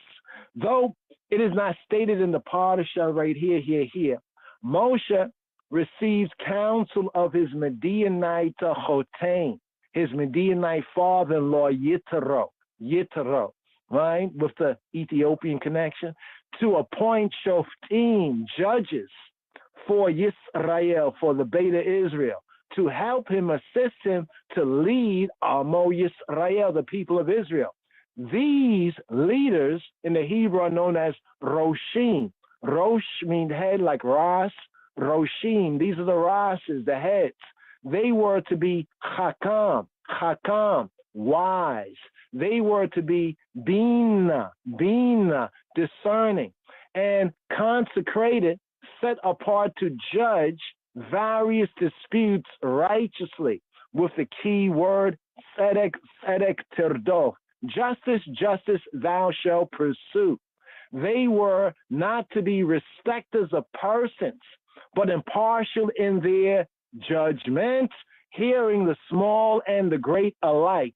Most importantly, they were not to be intimidated by the face of man, not to show partiality to man, not to respect the faces of, not to be a respecter of faces. Since the truth of judgment is from Elohim, ha-mishpat le'Elohim, ha-mishpat, the mishpat, the judgment, le'Elohim, is Elohim's judgment. This is very interesting right here, because Psalm, Psalm 82, when talking about the gods and the judges and all of this and all of that, well, that's connected with that very idea right there. But on the outro right here, today's daily Psalm 140 in the Ivrit, the Hebrew here. That's just an opening word right there, Moshe's speech, and the code as well in Moses' speech, right? There's a key code, studying some of these Hebrew words right here. Of course, there's a baraka right here in 1:1:1. Check out the blessing, the empowerment to prosper right here. Jacob Miller, Dubwise, Tenement Yard on the outro, the Ivrit, the Yehudit, the Hebrew, Shalom, Haverim. Yes.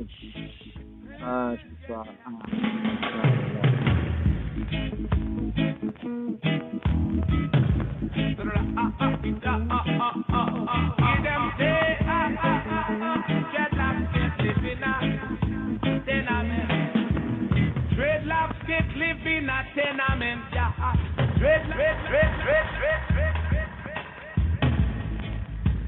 מזמור קמ"ם למנצח, מזמור לדוד. חלצני אדוני מאדם רע, מאיש חמסים תנצרני, אשר חשבו רעות בלב, כל יום יגורו מלחמות. שננו לשונם כמו נחש, חמת אחשוב תחת שפתמו סלע. שומרני אדוני מידי רשע, מאיש חמסים תנצרני, אשר חשבו לדחות בעמי. תאמנו גאים פחלי, וחבלים פרסו רשת ליד מעגל, מוקשים שתו לי סלע. אמרתי לאדוני אלי אתה, האזינה אדוני כל תחנוני. אלוהים אדוני עוז ישועתי, סקות לראשי ביום נשק. אל תיתן אדוני מאוויי רשע, זממו אל תפק ירומו סלע. ראש מסיבי עמל שפתמו יחסמו, ימותו עליהם גחלים באש יפילם, ומהמורות בל יקומו. איש לשון בל ייכון בארץ, איש חמאס רע יצודנו למדחפות. ידעתי כי יעשה אדוני דין עמי, משפט אביונים, אך צדיקים יודו לשמך, ישבו ישרים את פניך.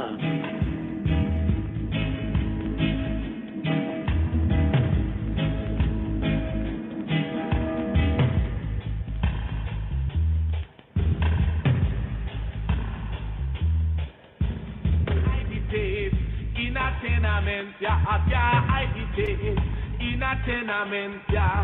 Dreadlocks can lick him pipe in peace. Too much Babylon and too much love.